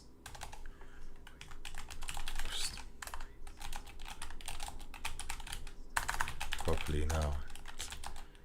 This team.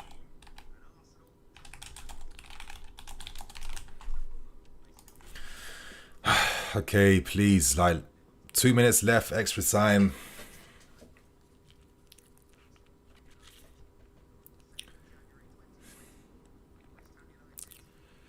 Sterling, come on, let's keep the ball a bit. Just like keep possession. Don't panic.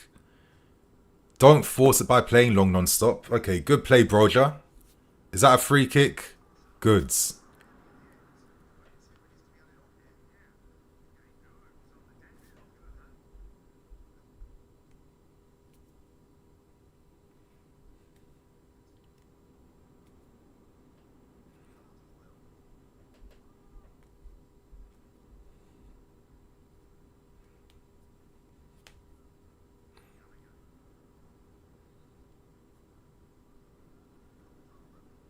Okay. We have all our big boys up front now. Palmer. Oh! That's it, Palmer. Yes, Palmer. Please, please. Pass it to Nico. Pass it to Nico, Palmer. Oh, Palmer's shot selection sometimes, man. Listen, he's been so good for us, but, you know, he's not world-class just yet. Oh, Palmer forcing the... Not even on target, Palmer. You know what I mean? That wasn't the moment to take a shot, man. Oh, my God. Come on, good ball in at least. Good ball in.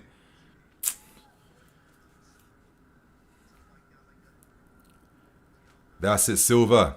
Don't pass it back. Do not pass it back. Good. Finds Leslie. First time back to Gusto. Come on, Gusto. I think that's it then. Oh, had to pass it, bro. Had to pass it. I think sometimes, you know, Palmer's sick. But there's still the moments where he shows that he's young. Like, this is his first proper breakout season. Like, he's not going to get everything inch perfect. You know what I mean? I'm not going to be mad about that. But right now, my friends, somehow, it's still 0-0. I feel like we should feel let down by ourselves in terms of how we haven't taken control of this game by getting the first goal. I'm sorry. I think there's been too many positives. There's been too many good moments, and the fact that it's ended without any goals with them. And this is the thing. People will say it's been a bad game. I'm sorry. If you think it's been a bad game, I think you're not being descriptive enough. It's been a game where it's like We do the right action in defence, right action in terms of moving the ball, right actions everywhere. But it's the final action, the decisive actions, the big moments we keep failing. That is the disappointing thing, because this performance, we've done enough to at least have a goal or two in this game right now.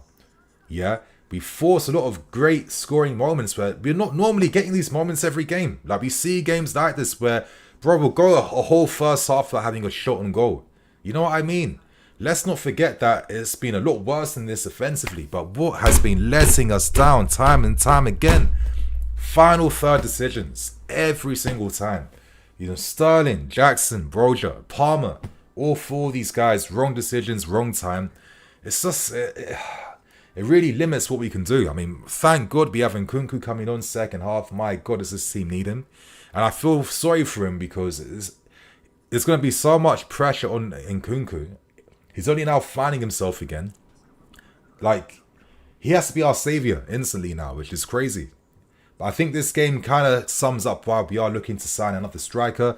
Maybe the club feels like it makes no sense having two young guys in the squad together, and Broja and Jackson, but we need to have an experienced guy alongside him, Like, I have these crazy thoughts where it's like, this is why I wish we had like Lukaku, for example, because how many goals we have with Lukaku this season. But I'm not going to go into that right now. That's just too off tangent. My friends, I'm going to go through some of your questions right now. Let's dissect how this flipping first half went. How you guys thinking, feeling? Come on, what's going on? Heba Badir, our attackers are allergic to first-time shots. Exactly. Absolutely allergic to first-time shots. If it's not like the most clearest opportunity, they're not taking it. This is why, for example, when we beat Spurs, I didn't gas Nico's hat-trick. I'm sorry. I just think that's standards. I think at this flipping level, I think anyone scores that. I'm not going to gas it. Yeah, you can look back over time. You'll forget that you got 3 easy goals against Spurs. But you missed all the ones that you should have been doing better in. It's still a long way to go. You know what I mean? Very disappointing. Moving on. Aziz King. Thank you, bro, for the super chat. Merry Christmas. Broja and Jackson are so bad. They are not good. I think they let themselves down with the shooting and finishing. But it's a weird one, man. I'm sorry. Like, when Broja's been out for 1 year, how many players come back instantly and start cooking? Like, if I ask you guys to name me 3 examples right now, you probably can't think of any. It doesn't happen. I think Nicholas Jackson as well too. Not taking shots early. And I think sometimes not getting played the pass early. I think Palmer at the end, how are you not playing the pass? It's kind of crazy to me. But they're not the match winners like what we need. You know what I mean? They aren't at that level right now to be those match winners. They're doing the right things in terms of like movement, pressing, triggering presses, linking up, dropping deep, all that stuff, right? But anything decisive is not there. And that's the frustrating thing. And it's like, okay, can we get these guys in the market? You're looking at Osimhen and you're feeling a lot more confident that these moments get converted quite easily. You know what I mean? And that makes a big difference. Time will tell. But right now, another super chat from Road King. Appreciate that, man. Merry Christmas. Why is Sterling selfish? We would have simply been 1-0 up.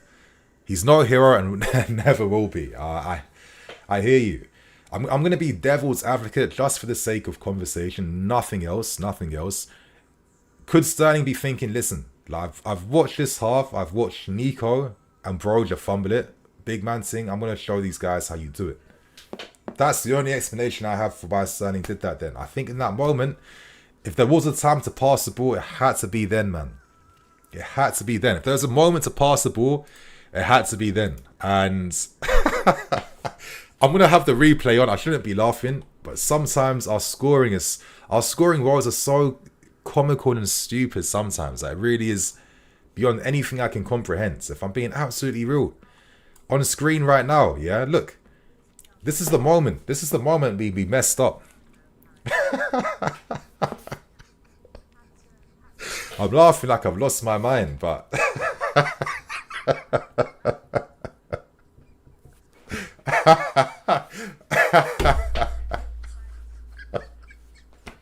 these are the moments, like we aren't scoring from these moments. Are you crazy?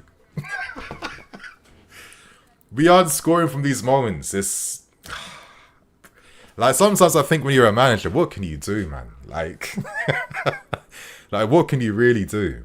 I feel like just leaving this on screen for a bit, just so we can like soak in this nonsense, bro. Just so we can soak in this nonsense. Can you imagine? You have this moment. You were doing this, creating these flipping moments in training to get ready for this. Like I said, the build up for this.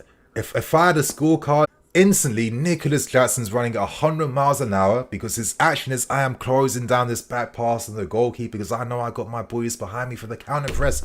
Sterling was on job right there. He wins it. We make the 3v flipping 1, bro. We make the 3v1. And you think, oh, I don't know what to say from this, man. I don't know what to say. I don't know what's going on. I don't get it anymore, honestly. Can you imagine this, bro? Can you imagine this? Like, you could have even rounded the goalkeeper, Sterling. You could have rounded the goalkeeper. If you wanted to take it for yourself, you should have rounded him, man. Oh, bro, like, come on, man. Pochettino, listen. If we don't win today, it ain't your fault, man. It really is not your fault. When these guys are that stupid, that they'll fumble moments like this, then I don't know. I don't get it anymore. I really don't, man. But, yeah, before I start losing my mind and getting more grey hairs, I feel like this season's giving me so many grey hairs. Like, every flipping week, I'm picking out a new grey hair out of my beard. It's this football club, to be honest with you. It's not making sense. But, yeah, you know, let's just see. Let me take this nonsense off screen. Actually, I'll say this for the final point, though. For me, maybe I look at this now and I think, okay, is it not a surprise why our game drops after not flipping scoring in this moment? And it happens all the time. When something goes against us, we get in our feelings. You know, we let the opposition growing confidence come into us. We stop playing properly. More mistakes start creeping in. It happens all the time. I think these types of moments explain why Poch is like, I need a few experienced Donnies in this team. Like, please. Bro, if that's Awesome Head where Jackson is, Awesome is like, Sterling! Sterling! You know what I mean? I don't know what this guy's... you know, shouting at this guy, but you know that Sterling wouldn't even think twice. Like, you know, big man, I'm releasing that ball. I'm not trying to get cooked in the dressing room by or something. Oh, I don't know. Let me get this off screen because I'm actually now. I was laughing. Now I'm getting pissed off now. So I'm going through all stages of grief, dissecting this miss, and yeah, I need to for my own mental health right now. I need to take this off screen. I'm sorry, my friends. Right now, let me answer some questions. Chris, Skillo 8. Yes, Chris, appreciate the love as always, man. Liverpool messed up a 5v1 yesterday. It can happen. It can. I mean, Chris, you're right. I mean, it can, but come on, man. Liverpool, look where they are right now. The context of that game is 2 title contending teams challenging. We're a team that's trying to show that we can score to compete and even climb up the table. Like, it's just not quite the same. I get it, even though it's a similar situation. I just think contextually, it's not quite the same, and I can't forgive that. You know, I can't forgive that. I think if you're Liverpool, you can probably forgive Trent Alexander-Arnold's missing that. You know what I mean? He had a phenomenal game against Arsenal yesterday, but sorry, bro, I can't forgive that. I really can't. Alex, Nini, who you bringing on second half? Obviously, Nkunku will be on for Broja instantly. I just think Broja, listen, I feel for him. I just think the injury came at the wrong time. You've been out for 1 whole year. I just think right now, he's just not his best self. And it's a shame. It really is. So, unfortunately, though, because we need results, I think Broja comes off for Nkunku. I think Nkunku, in the spaces where Jackson is, I think more things start to happen then. Wendy, yes, Wendy, great to see you as always. I like the idea behind the 4-4-2, but the right individuals are needed to support the idea. Mikhailo and Christo need to come on for Broja and Sterling, maybe even Enzo for Leslie. Potentially. Listen, I think we're doing the right things. I think Nkunku to start would be a great thing to see. And I do think maybe Mudryk on later on at some point as well would be the other option I'm going to turn towards, right? I would love to see that, like a glimpse of like Nkunku, Mudryk, Jackson forming little triangles playing together. I've always felt like these guys want to be playing off each other. Hopefully we get to see that at some point this season. This game would be a great tester to see whether that comes off. But yeah, I agree with you. Ahmed's Sterling would need a bodyguard at halftime if Diego Costa was up front today. I think so. I think there'd be, yeah. I wouldn't want to go in the dressing room, to be honest with you. Yeah, it would be long for me. It would be long for my whole life. And I think there's little details like that I think just keep reiterating the fact that we aren't on that level. We aren't title contenders. And I feel like all these little details play a part and they add up and they matter, right? Moving on though to KRF008. Broja needs to go, not good enough. Again, I get it. I think right now, I would say we can't rely upon him. I don't want to write off this whole game. I think the injury, of course, I'm not going to go on. But I think right now, unfortunately, it's he's just not reliable. And it's not his fault. I guess it just happens, sadly. Yes, Gianni, how you doing? Do you think Nkunku can play 45 minutes? Listen, I'm not going to risk it. I'm going to say at least 30 minutes. You know, I'm not going to go crazy with the subs. I think right now, Poch, you know, get these guys fired up again. Make them feel the grief. Remind them that the plan is working. We've made our moments. And get ready for the 60th minute onwards to start making them subs. You know what I mean? If Nkunku comes on, I'll be open to that. And maybe that tells us that he's a lot further along in terms of his fitness than we realise. But because I don't know that, my safe bet is 60th minute onwards, bring on Nkunku. Because if he gets injured again, then yeah, write this whole season off. I wouldn't even waste money in January. What would be the point? Because those signings aren't going to help us do nothing realistically. You know what I mean? There would be no point. Odele, how you doing, man? Do you imagine if Jackson was awesome here right now, he would be eating Sterling for lunch right now? I know he would be, and that says a lot about where Nico is as a player right now. Obviously, it'd be massive step ups in a short amount of time. This is why I'm gonna be patient with Nico, because I think, you know, it's for how many players, you know, you're going from flipping B team to Villarreal to Chelsea in like what 12 months, bro. Come on, that's a lot of step ups. He's learning quite a lot. I think this guy can come goods. You know what I mean? If anything, I think Nico could be maybe our new Solomon Kalou if he doesn't even become world class. And Kalou was a sick squad player for us back in the day. So listen, I think there's definitely positives that come from Nico in the future. I'm not gonna write this guy off for his first season in the Prem, but there's definitely a lot he can work upon and improve. Stephen Rice, Poch out right now, bro. This game's got nothing to do with Poch. Views from the 6. Yes, Poch won't go crazy with the subs. I'll be dumb. We are not scoring. We ain't playing too bad. Exactly. We are playing decent. We aren't scoring. We're flopping decisive actions. This is why, like, stats, you'll look at the stat breakdown of this game afterwards. It won't paint the full picture, man. Stats never. You have to use stats alongside context, because stats won't show the miscontrols in the books. It's not going to show the times where the wrong passes play at the wrong time. You know what I mean? I think what's really annoying about my team is that, you know, like when you watch like Match of the Day, for example, you know, like there's like those bait team football moves, like every team knows how to score from. You know what I mean? Like, let's say like the cutback cross, or like the early cross in the books, or like the bait passing moves. You know what I mean? We don't even score from those types of like bait footballing actions. And I think that's what always has kind of concerned me.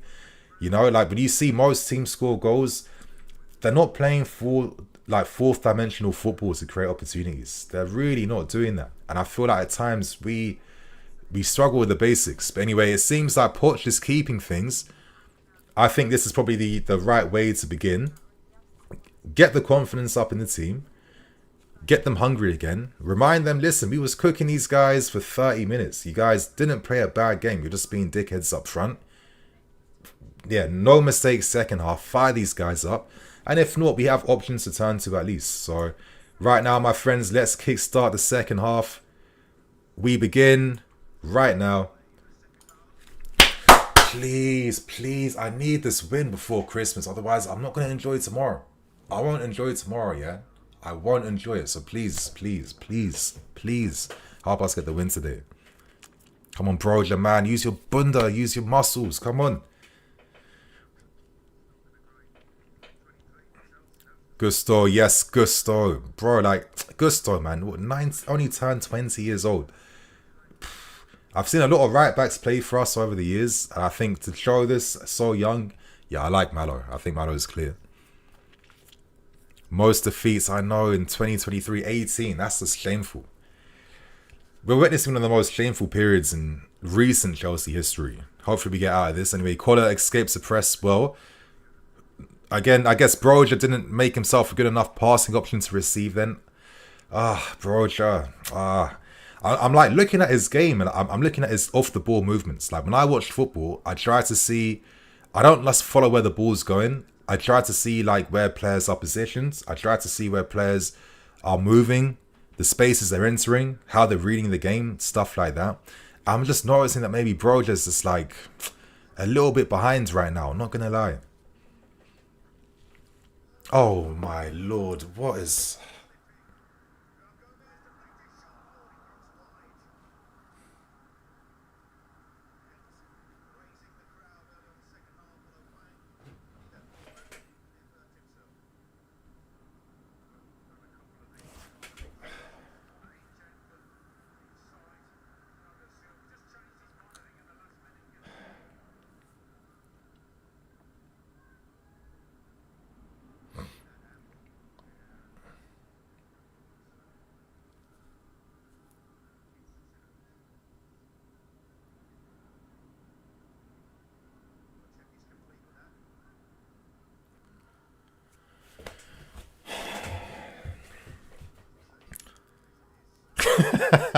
Sam, I think you said. I think you powerfully summed up the situation, Sam. Lost for words, honestly, man. Lost for words. What do you say to this?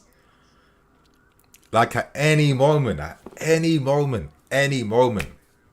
single moment, someone can like mess it up for us. It's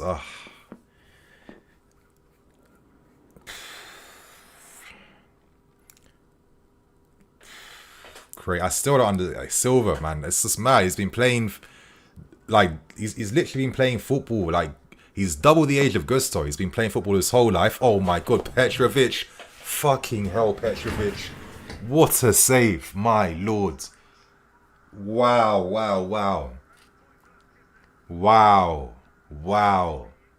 What a save.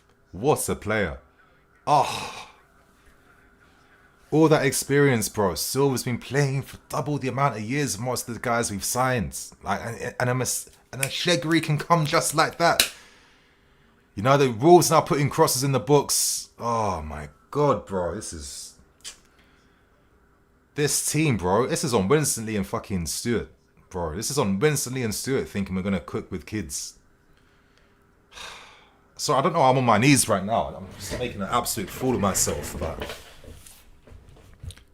Crazy.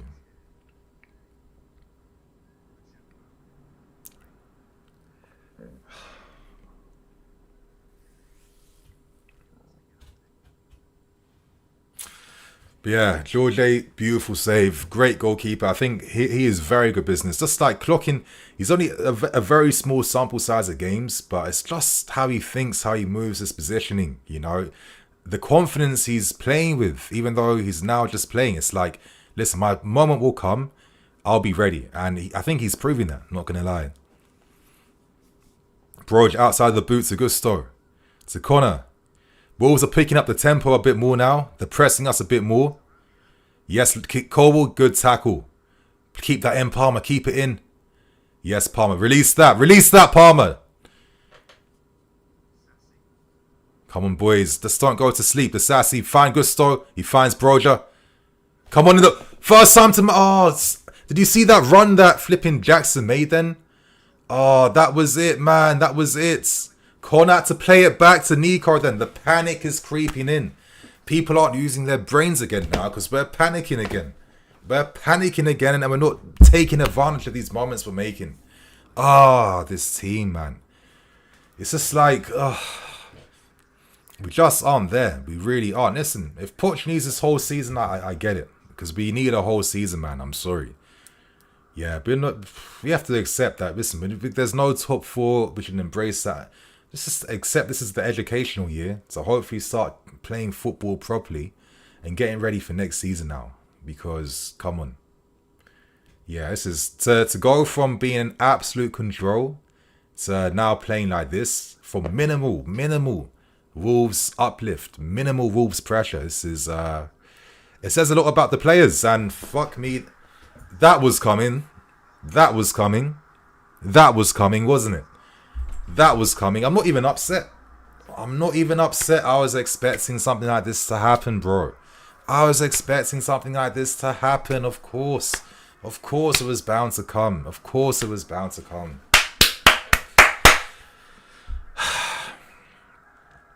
But this game shows that, listen, Poch has made some of mistakes this season 100%, but it's not all being down to him solely.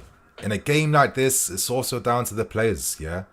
It's also down to them, how they allow for mistakes, how they lose composure, how they panic, you know? Again, we were on point with how we were marshalling these guys, and then it's Lamina, you know, Leslie, very weak against Lamina then. I know your head's in the hand. How did that happen? You weren't marking this guy tight enough. It's the players, they do it themselves, man. It's the players on the field. It's not always the manager. It's the players as well. Crazy. Absolutely crazy, you know?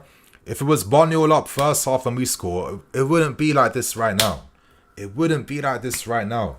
So the players today, massive L. Massive L from the players. Listen, Poch, I'd be pissed off with these man too, thinking, am I coaching dickheads on the field? Honestly, I'd be feeling like him right now. Like, what can I do? There's not, you know what I mean? What can I do right now? It's crazy. Crazy. You know, you see the stupid mistakes in the build-up. They can't even pass. Now, Palmer, what are you doing? In the first half, he would have played it back then and we're keeping the ball. Oh, I panic. I need to keep playing forward. I'm going to force stupid moments now. Port should be teaching those kids how to pass. Did you not see the first 30 minutes, brother? The players, come on, the game's gone against us and they're panicking a bit. Look, the sassy right there. Well done, well done. Is that Pochettino's fault too? It's the players. You guys need to know when it's to blame the manager, when to blame the players sometimes, yeah? Honestly, like, I just don't get how you don't see it sometimes. My God, see what I mean? The sassy, another stupid mistake. Where did this come from all of a sudden? Oh my God, it's embarrassing, man. It's actually embarrassing. We completely just lost everything. Lost everything in this game right now. Crazy. So, mistakes all the time. The sassy Silva, you know. It's not the first time. It's like the third time, fourth time this season for these guys. These are your experienced guys in the back who are making these stupid mistakes. It's not making sense, honestly.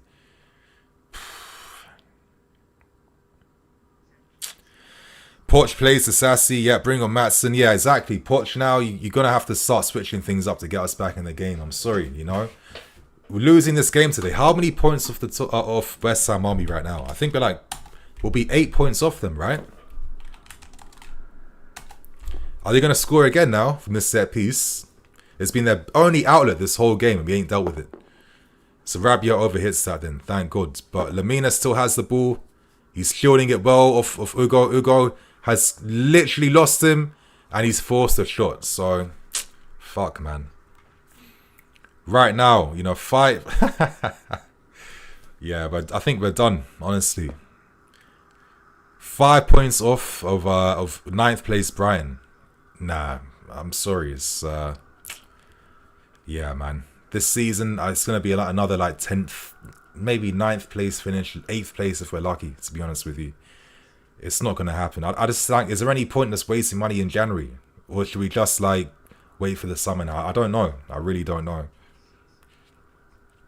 We've stopped playing now. We're just forcing stuff long now. Oh, Nico, please, brother, fucking score this goal. Jesus Christ. This is what I mean. Like, what can you, realistically, my guys, what can you do? What can you do if you're the manager? Like, what can you do if you're Poch right here? Just take the shot, brother, with your left foot. Just take the shot, brother. Take it. Take it. Oh, he thinks he's in La Liga still. He thinks he's in La Liga.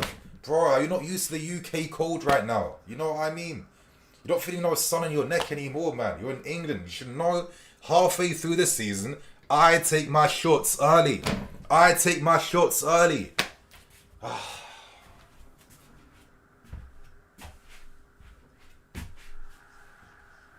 Oh my God, this team, my lords.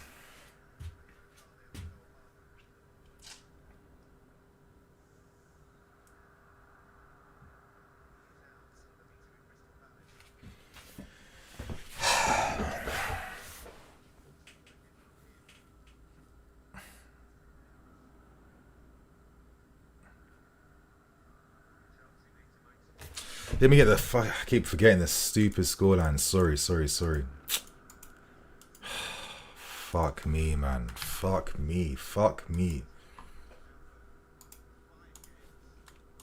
Absolutely finished, man.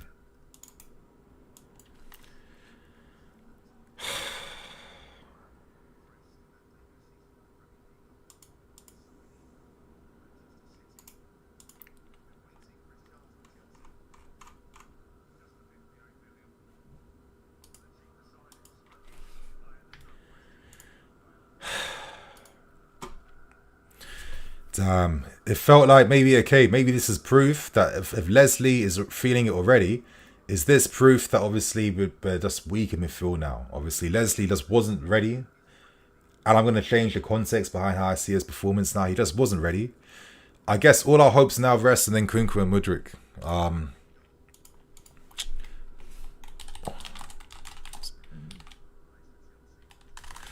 No.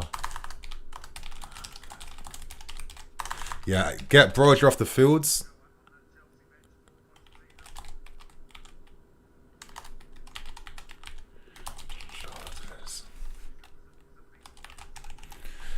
But it's a shame for Leslie, honestly. I feel for the kids. He's clearly been rushed back because we're short in midfield.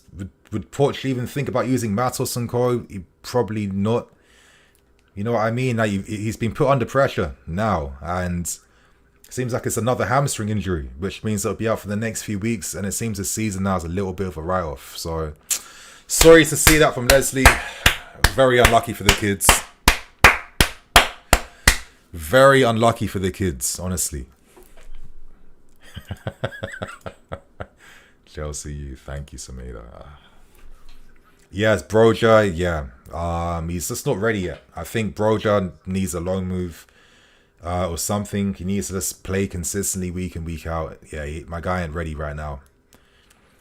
And I guess, what does that mean now? Is that Cole Palmer in midfields with Conor Gallagher? I guess, what?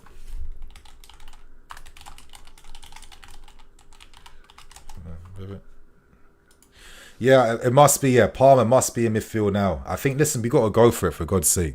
We have to go for it now. At least over half an hour. Like, do I keep the hope? You know what I mean? Do I maintain the hope, or do I just? I mean, let's see what happens now. You know, I'm not gonna lie. I am happy to see Nkunku on the fields. This is all out attack. This is all out attack. Hopefully, Palmer. I'm gonna see peak flipping Javi. I'm gonna see peak. You know what I mean? Fabregas. I mean, listen. All this guy has to do is spam long balls over the top, in my opinion. Gallagher will literally have to run midfield himself now, essentially. Okay, is it 4-3-3? And it's Nkunku. Again, bro, Nkunku can play as a left 8. Are we going to see Palmer and Nkunku and Gallagher's playing in the base midfield? I think that's what we're seeing right now. No. Okay.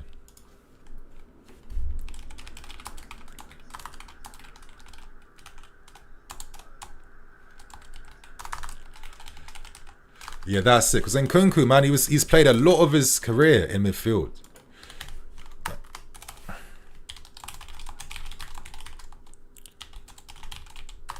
Into the game, nothing built.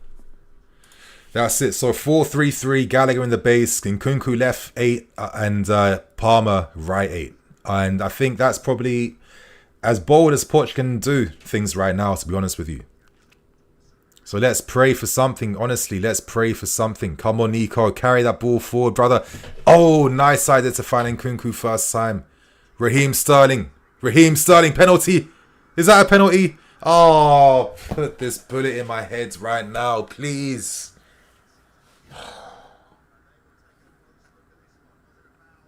Please, VAR, please. This is it. He brought my brother down in the books. Come on, VAR, please. VAR, please. VAR, come on, please. This is what it's come down to. I'm desperate for this decision. I'm not going to lie. It's really come down to this. Come on, please. That's just us. That's ours. Come on.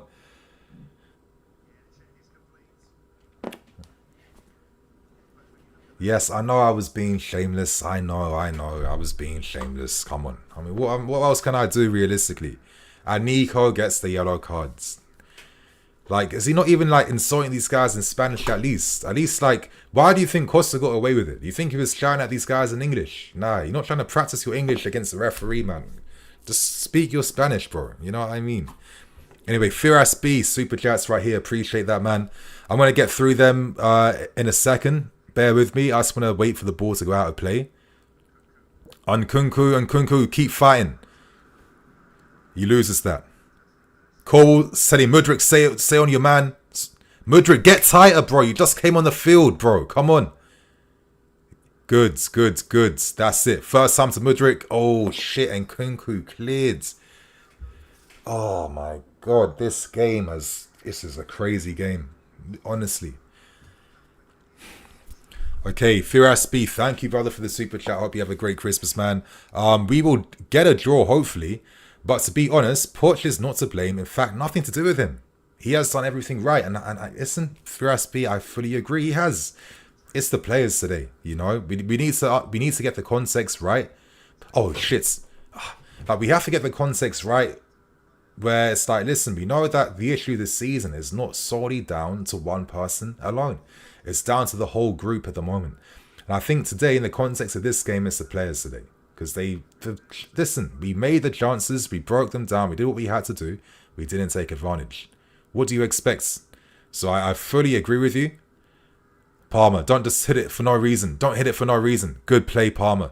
Come on, Mudryk. Good play. Come on, Palmer! Ah!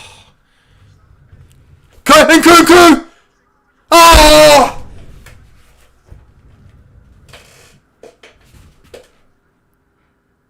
That's more like it. Come on, we have like half an hour, bro. Gusto on the run into danger. Oh, he overdid it. Oh, free kick at least. Thank God, bro. My emotions are over the place right now. My lord. Oh, yeah. Obviously, Firas B, your second super chat. Plus, I feel bad for Broja playing far away from the goal. I feel like we should have given him no chances. Jackson is not anywhere near being a starter for a club like Chelsea. Listen, I think both these guys right now, they're young guys that need development. You know what I mean?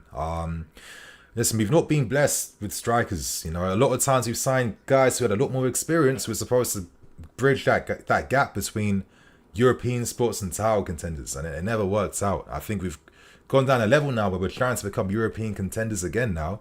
And we're doing that with a very, very young strike force. They're not being balanced out. So, listen, I think that's the case for both. But all I can say is that I'm not writing off their games as individuals. I think they're the type of strikers that will get goods eventually. It's just unfortunately we can't rely upon them now. That's how I see it. We just can't rely upon these guys right now. Make of that what you will. And I'm going to sound crazy, but I always kind of hoped that we'd have Lukaku here at least. If we had Lukaku and Jackson, I think things are very different for us right now. Gallagher, find Sterling first time. Sterling, please, man, quality. You want 350 bags a week, please. Mudryk, first time. Oh, he didn't get the pass right. But the idea was good. Yes, Connor. Yes, Connor. I need to see my Kante performance from him right now. Now we're keeping the ball a bit more. Now we're doing things a bit better. Good first time pass from Connor. Yes, Nico. Oh, Cole.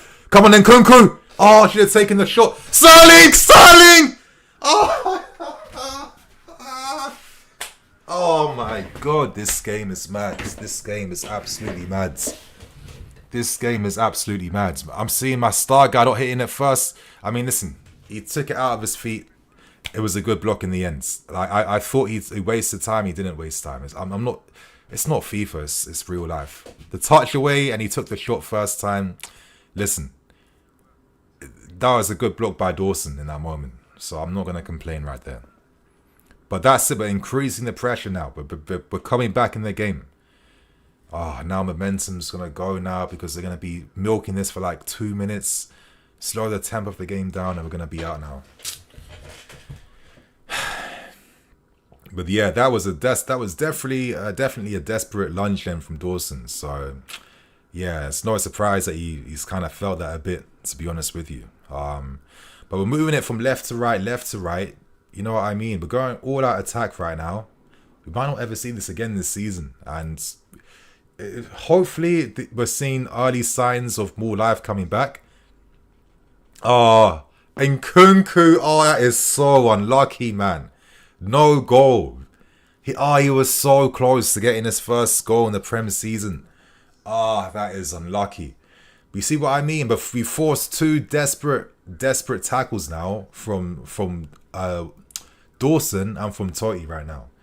So it's a small sign of life that, I'll be finding new life again in this game. Can we come back? We're forcing more issues and problems. Like, we'll probably never see this midfield three again. But I think right now for this game, it's what we need right now. It's working. It's what we need. But yeah, I'm seeing certain comments in the chat. Listen, I get we're emotional, but come on, use your brains a bit too, man. If you can watch a game like this and your first thing is push out, it means that you're not really thinking about the situation and you're just going for easy targets. Like, if you can watch this game and tell me it's Pochettino's fault we're not winning, you're just a moaner for the sake of it. I'm sorry. Like, as I always say, I love my audience, I rate you guys, but I'm not gonna just agree with anything. Like, come on, why are you guys shouting out push out for? Anyway, moving on.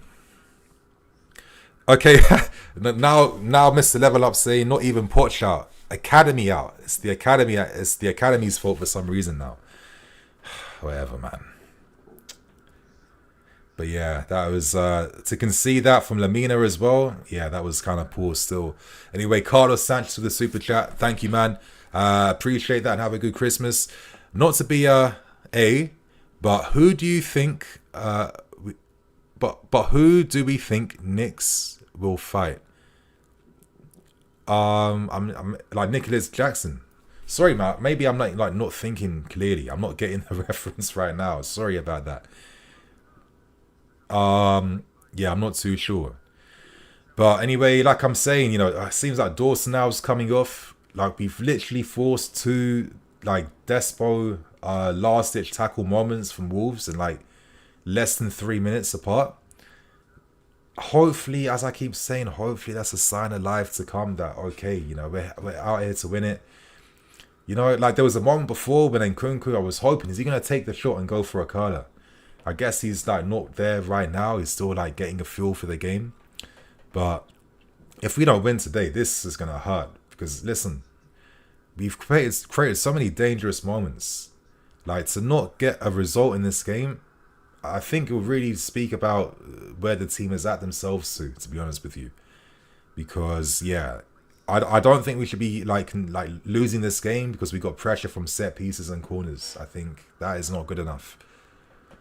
Anyway, there has to be at least a crazy amount of extra time as well, because this has been 4 minutes. All the subs coming on to if extra time isn't 7 minutes minimum or 8 minutes minimum, then I don't know. So hopefully we're gonna have some time at least to fight back. If we can get a quick equalizer, listen, I can only have hope, man. It's how else can I talk? How else can I feel right now? And only hope that we can come back and do something, man. Come on, I'm trying to have a good Christmas tomorrow. Hopefully Breno comes on and just flops and makes a mistake because he's just, got no feel for the game. But, my lords. Come on, Mudryk. Good ball in, Mudryk. Oh, decent. Not decent enough. Gusto, find Mudryk again. First time. Shit passed. Oh, thank God. But Gusto. See what I mean? How are you messing up that pass under no pressure then? It had to be instantly played. It had to be a curler over the top to find Mudryk. It had to be a curler, not a driven pass. That was the wrong technique. You had to just curl it over the top then. Anyway, Conor's got no one to pass to in midfield. Everything's really wide. Come on, guys. Come on, boys. Come on. Good Palmer. Come on, Palmer. Not right now, Palmer. Come on, Silva. No more wasting time, man. Honestly, I'd also think about taking off a centre-back like Silva. I bring on Matson left-back, bro, and just think, we got nothing left to lose, honestly. Oh, Mudryk. First time in the... Oh, nice idea. Nice idea. I want to see basic stuff like this done right now. Nice idea then. Come on, boys. Oh, Gusto, what the fuck are you doing? The left foot shot, man. Oh, why? Why would you think that would be your moment of the season then? Oh, I hope just come on, you guys. Play with, don't force it 24/7. Keep a bit of patience too right now. Move Wolves left to right, left to right. Don't just play the Hollywood pass now. Left to right, left to right. Good, Palmer, good. Left to right, stretch him. That's it. Let's get Nkunku in the game. That's it. Play football a little bit now. Slow the tempo down. You know, control the game. This is what we need right now. That's it. Left to right, left to right. Mudryk, move out wide. Okay, Gusto's there. Good. Stretch Wolves. Move it faster. Mudryk was a bit asleep then. He wasn't alert to be making that run wide then. Had to be faster in that moment then.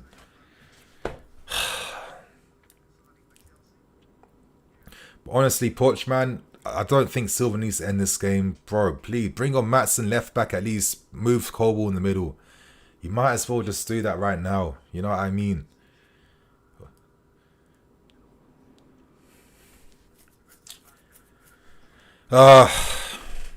Okay, Broja and Jackson, yes, 100%. Stephen Rice, we got a great medical staff, but we're a championship team now.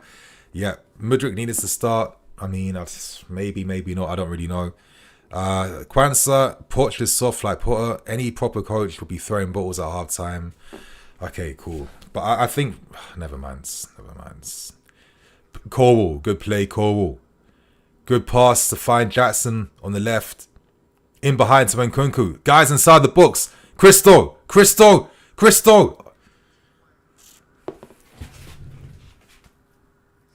Good play. Keep the pressure up, boys. First time. Good.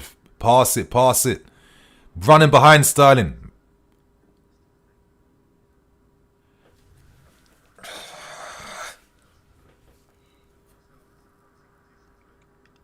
Silva. Yes, Levi. Goods, Levi. Goods. Good play. I think he's been our better defender in this game. Mudryk on the wide left. Come on, Mudryk in the box. Oh, it's passed back, though. It's passed back like 30 yards. Anyways. Oh. Why? Is that the best course of action, Mikhailo, man? Getting the ball and you're playing a pass backwards. This is what I'm saying. Like, fuck it. Why not just put on a left back? Like, this is what I mean. Mudryk can play the pass a bit shorter then. At least let this guy play the pass shorter then, you know? I don't think we need 3 defenders now at this point, but we need to get back in the game. I mean, Pochettino. Right now, I just need to see a fullback on the field, honestly. I need to see a fullback on the field right now. You know, I think Wolves are now taking off an attacking player. They're bringing on another defender now in Collins. You don't need 3 centre-backs right now. You do not need 3. No, Doyle's coming on. I think he's a midfield player. You don't need 3 centre-backs. You don't need it right now. We have like, 20 minutes left max to try and get something from this game, man.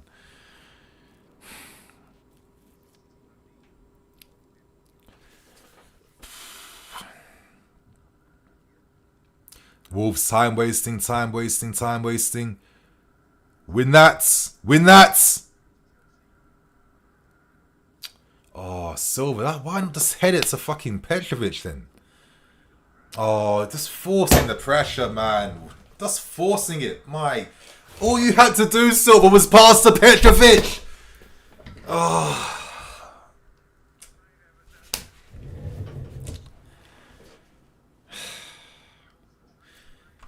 Bro, I think I'm done, man. Cristo, who's the option for him? Back to Cristo, he's attacking the space on the left channel. That's the zone he wants to be in. Mudryk, make that flipping run. Back to Palmer. Oh, Conor. No, not today, Conor. Not today, Conor, please. Oh, fuck me. See, like Wolves, every counter-attack has been mids. It's just been set pieces. They can't be winning this because of set pieces, please. See, Corwell, the only one today in the defence who I think's really done good today. And as I say that, of course, as I say that then. Of course, as I fucking say that. Yes, Silva. Come on, boys. Like, but it's literally just like, there's no control right now. It's literally just, you know, everything's an attack, hope and pray right now. Like Sterling.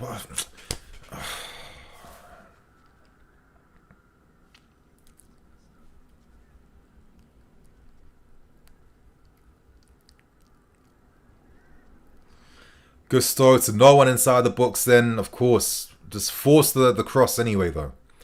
It's just interesting that when things start to break down, decision making from everyone in the team just goes down another level. Yes, Christo. To Sterling. Oh, Brahim, Mike. Oh.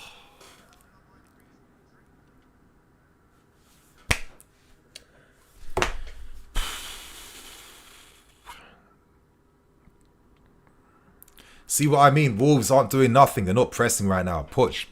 Please. Like. Gusto, make that run, man. Come on, keep running. Keep running. Keep stretching the play. Goods. Mudryk. Please, for the love of Christ, do something. The Sassy to Palmer. Palmer. To who? Who's that to? Who is that to, realistically? It's not even, it's just a shit pass. It's not even over the top. It's not even clearing the first man. Come on, Gusto, good. But you should be a bit higher up, Gusto, not behind, man. You should be a bit higher up.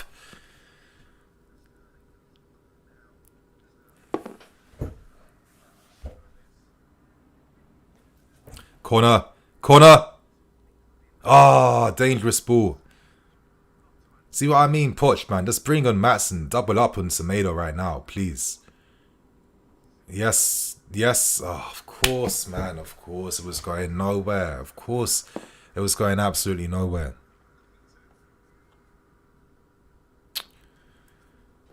Badia's coming on. Madueke. Okay, and Matson. Badia, Matson. Fair enough. You know? Madueke, please, man. I'm just picturing you cutting inside, taking a shot on goal, and getting us a draw at least. Matson finally coming at the right time. Needed. Okay. Kobel's off. Matson's on. Who's coming off? Kobel's off. I guess Palmer's going to come off. Gusto's off. All right. Okay. So it's just going to be a flat back three then. And Madueke. It's interesting that every time... And Jackson's off as well. I mean, is this Poch saying, Jackson, that's it, I'm done with you? I'm not too sure, honestly. That's an interesting one. Obviously, every time Poch just uses Madueke, I feel like Madueke plays like a wing-backish role, where it's like he's kind of like by himself, if you know what I mean. Okay, so this is a back... I need to see what's going on. Alright, so Matson's holding left. Madueke's holding the right sides. I think it's the same positions, just Madueke's replacing Gusto, basically. Badia. Matson, that's it. See, the little triangle now exists now because Matson's there. It now exists because Matson's there. The Sassy. Touch too far away though, Palmer. Oh, Palmer, that's poor, man. Palmer, that's poor. Just come on, play it a bit simple, Palmer.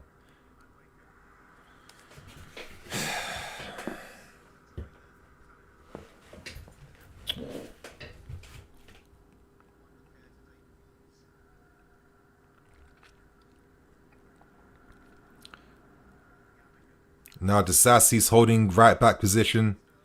Fair enough. I guess Gusto can't play 90 minutes. Is that what the point is, I guess? Maybe. Badia deals with that. Madueke. Oh, my brother. Get back. Get back.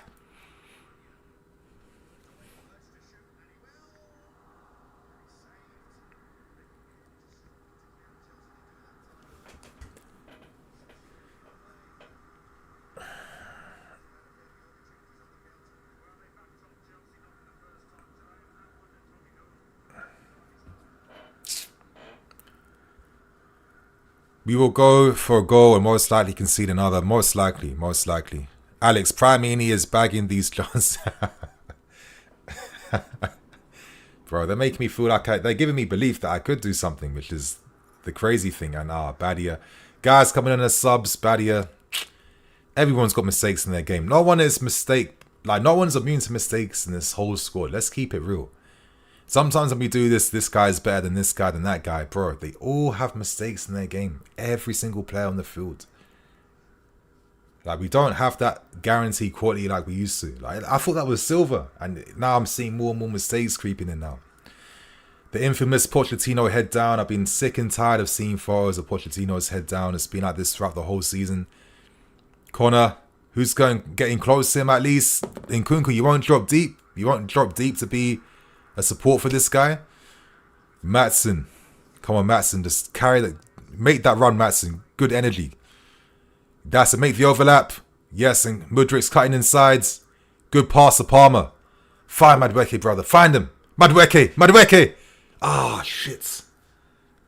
Like, honestly, I just want to spam that move right there. You see that move? That move? Keep spamming it. Keep spamming that same move. Don't overcomplicate it. Try and time the overlap out wide. Look for the cutback and keep spamming it. That's all we have to do right now. No Hollywood passes, no nothing. Just spam overlaps out wide. Spam. Be shameless with it. These types of moments, we don't have Donnies that will do nothing with headers. Madueke, that's it, Madueke. Oh no, you had to cut in and shoot. Fuck, man. Oh no, why? You had to take it in and just take a shot with your left foot. Oh, these guys are kids. These guys are too young, man. Oh my god. I'm not sounding stupid, am I? Like, when Madueke, bro, that was it. On your left and just take the shot. Like, everything has to be perfect with this squad. Like, everything has to be perfect.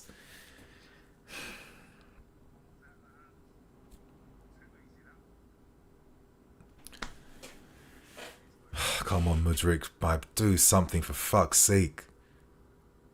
Come on, give him an outlet. Don't just shoot Palmer for the sake of it. I don't want to see it no more. That's it. Keep spamming overloads wide. Just keep spamming the same move. Matson, come on. Make it be an option for him. To who? Like, bro. Why go for these low probability chance creations, yeah? Who's going to be winning aerials against all these big men in Wolves' defense? Like, realistically, who's going to win these aerials? Like, this is what I mean. Like, these guys just make such stupid decisions on the field sometimes. Why would you go for that move?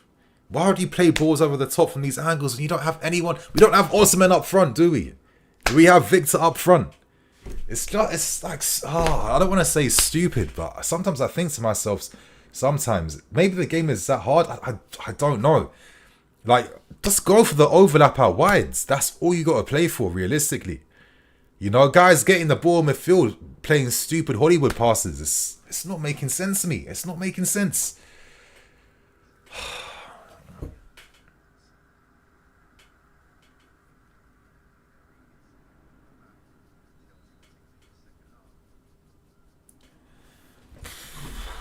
Crazy. Yeah, extra time has to be at least 10 minutes extra time. I'm sorry. Like, the amount more subs are coming on the field now. Come on. This is a crazy amount of time's been wasted second half. It has to be, like, I have to see 10 minutes at least of extra time. It can't be 5 minutes. It can't be 5. Look how slow these guys are coming off the field too. Referee, you better be timing this right now. But then I'm talking as if we're going to come back and still do something. Like, honestly, man, I think I do it to myself, to be real with you. I think I actually do it to myself. But not going to lie, I think today the players hold this massive L. I think the fact that we didn't lead in the first half is pathetic, in my opinion, and that's down to the players just being idiots. It's just down to these guys being dumb. I think one of the most comical moments of the season was that 3v1 right then. I mean, yeah. If you're not scoring that, I guess it's no surprise why heads are down, right? Don't foul him. Don't foul him.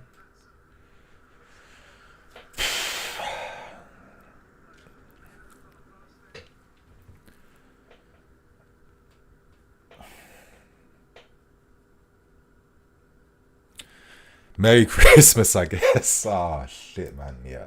I know tomorrow I'm going to be having burnt turkey. I'm going to just be having, soggy broccoli. It's going to be one of those Christmases, I can tell now, after this result. Not going to lie. The cracklings is going to be breaking my teeth tomorrow. The gravy is going to be runny. Yeah. The cranberry sauce is going to be sour too.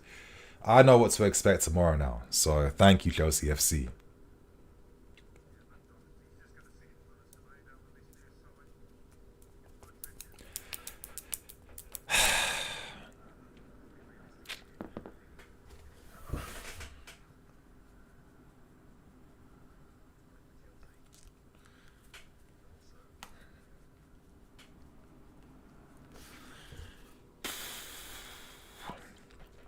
Matson, just run, man. Over the top. No support. Why is there no... Yes, now we finally see guys in the box, but all the angles are closed off now. It's all closed off. It was too late. It's too late now. And now we got 11. Now the whole Wolves team's in the box now. Palms. Oh, fuck me. I don't get it. It's just like, why is there no reaction from Mudryk to be like, shit, I might need to like run a few yards to be support for Palmer. Obviously, he's waiting for something. Guys are just caught watching the ball. They're not preempting anything. You know what I mean? Like, if you're Mudryk and he only came on 20 minutes ago, why the hell is your first instinct not to be in that box to back your teammate then?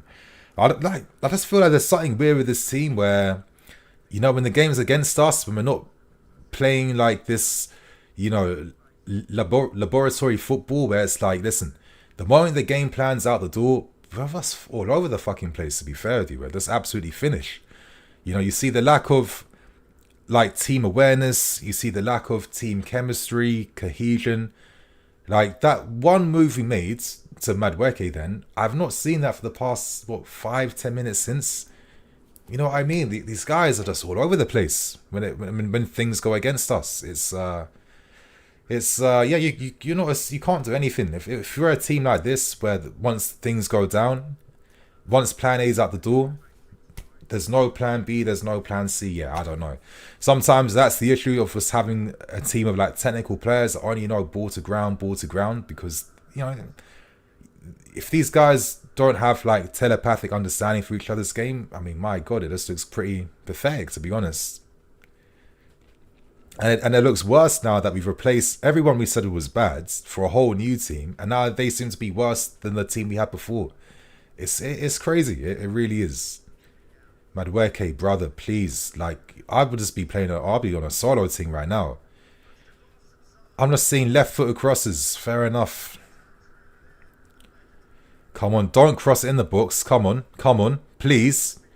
And Sterling, that's all he knows so far. Madueke, bro, just take a shot.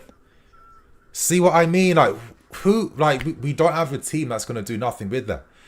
And it's just we took off Nicholas Jackson, the only guy that could do something aerially, maybe. He's out, he's not even playing right now.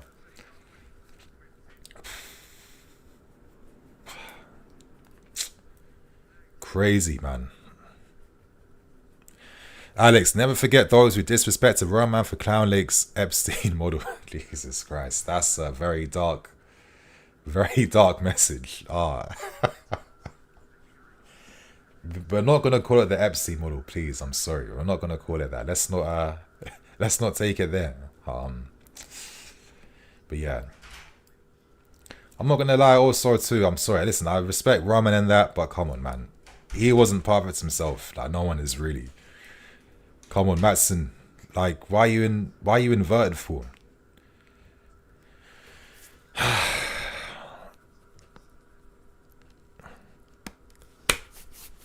Raheem, who are you going to cross to? Madueke is just holding width by himself. That's it. Just shoot Madueke. That's what I want to see. You should have done that 10 minutes ago. Not going to lie, man. You know? Should have done that 10 minutes ago, man. At least force it.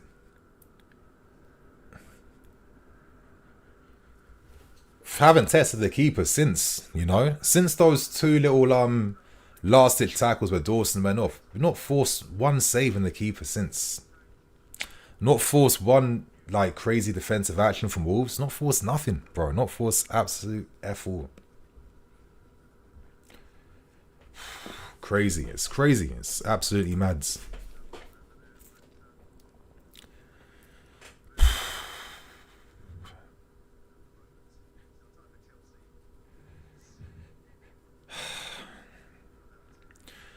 Oh, yeah. It's just finished, man. It's finished. We're over. It's just waste of time. I've seen 11 minutes. Simple pass. Oh,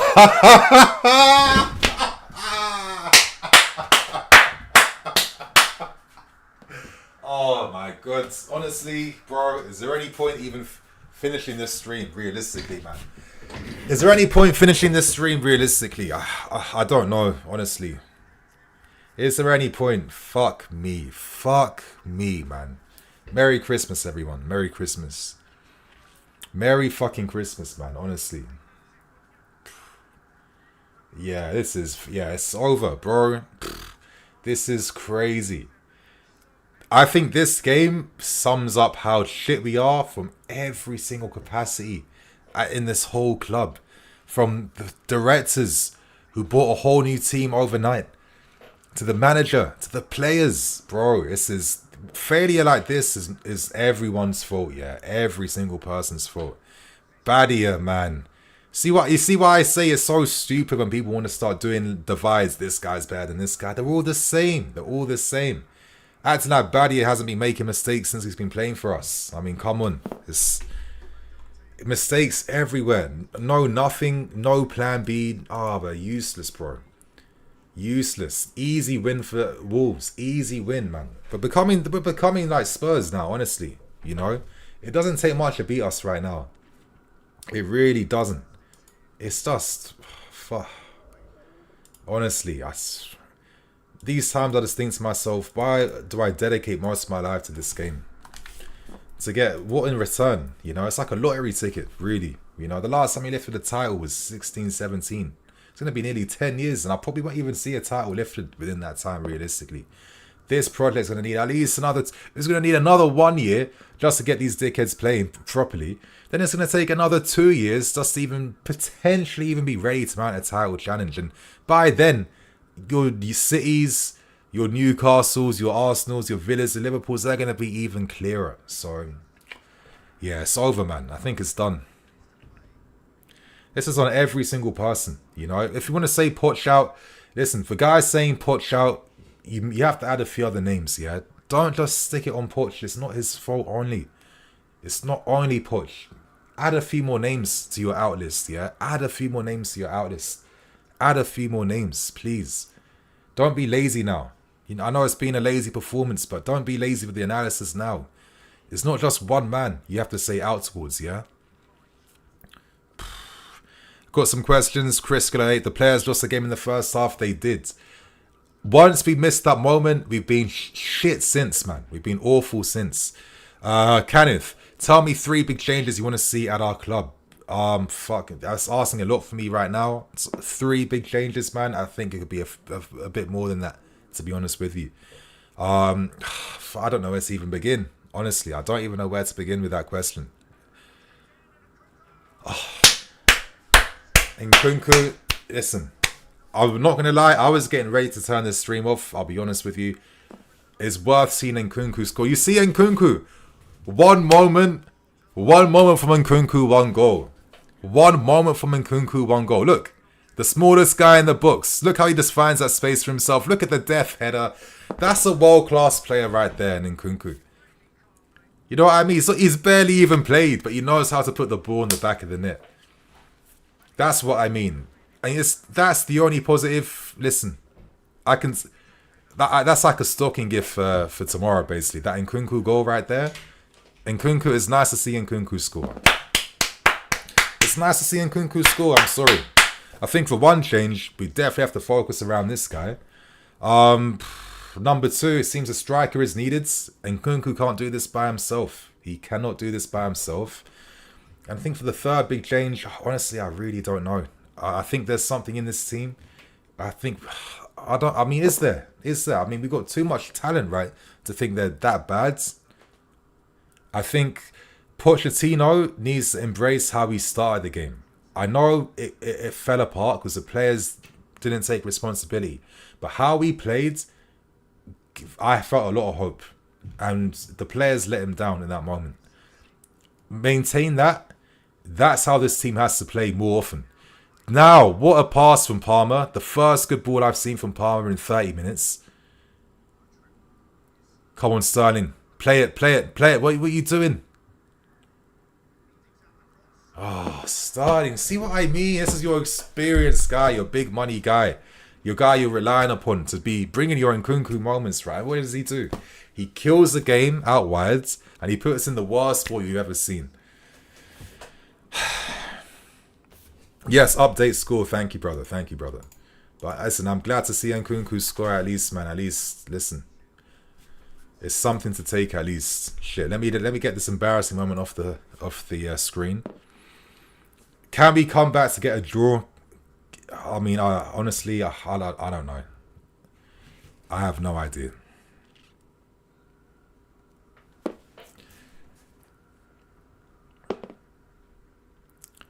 Do we have one more final moment in us? Lord knows. But is it?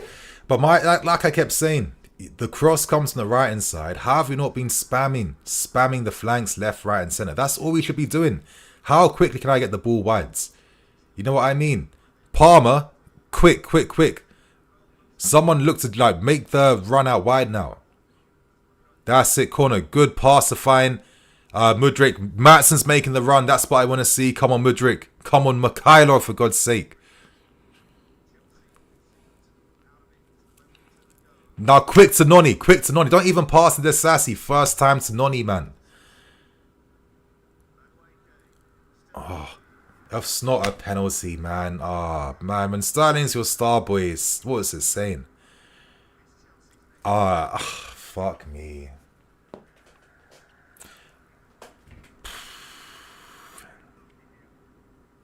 I think that's mad. That's a yellow card. I think he just got tackled. Not gonna lie.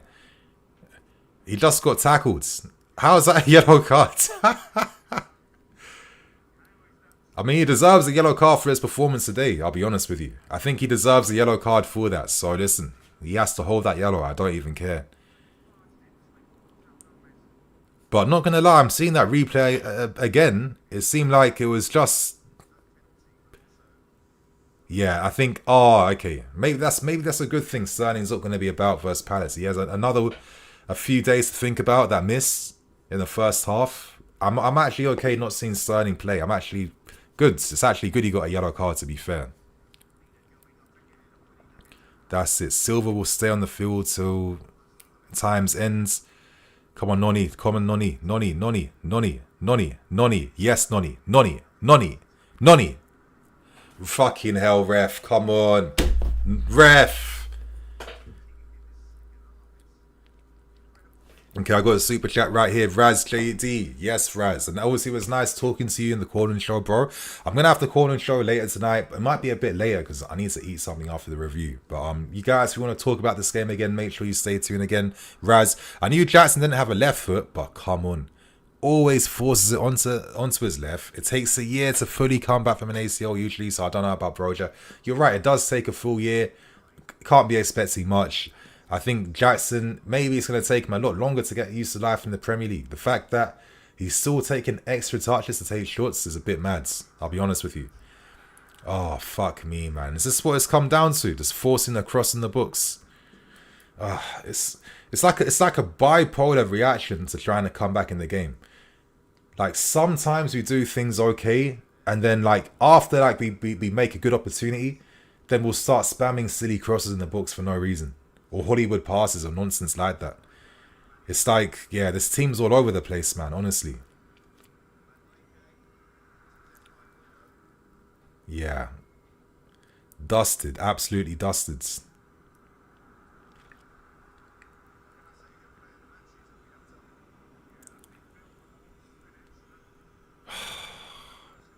I still have like 5 guys deep. I still have guys deep. I still have players deep.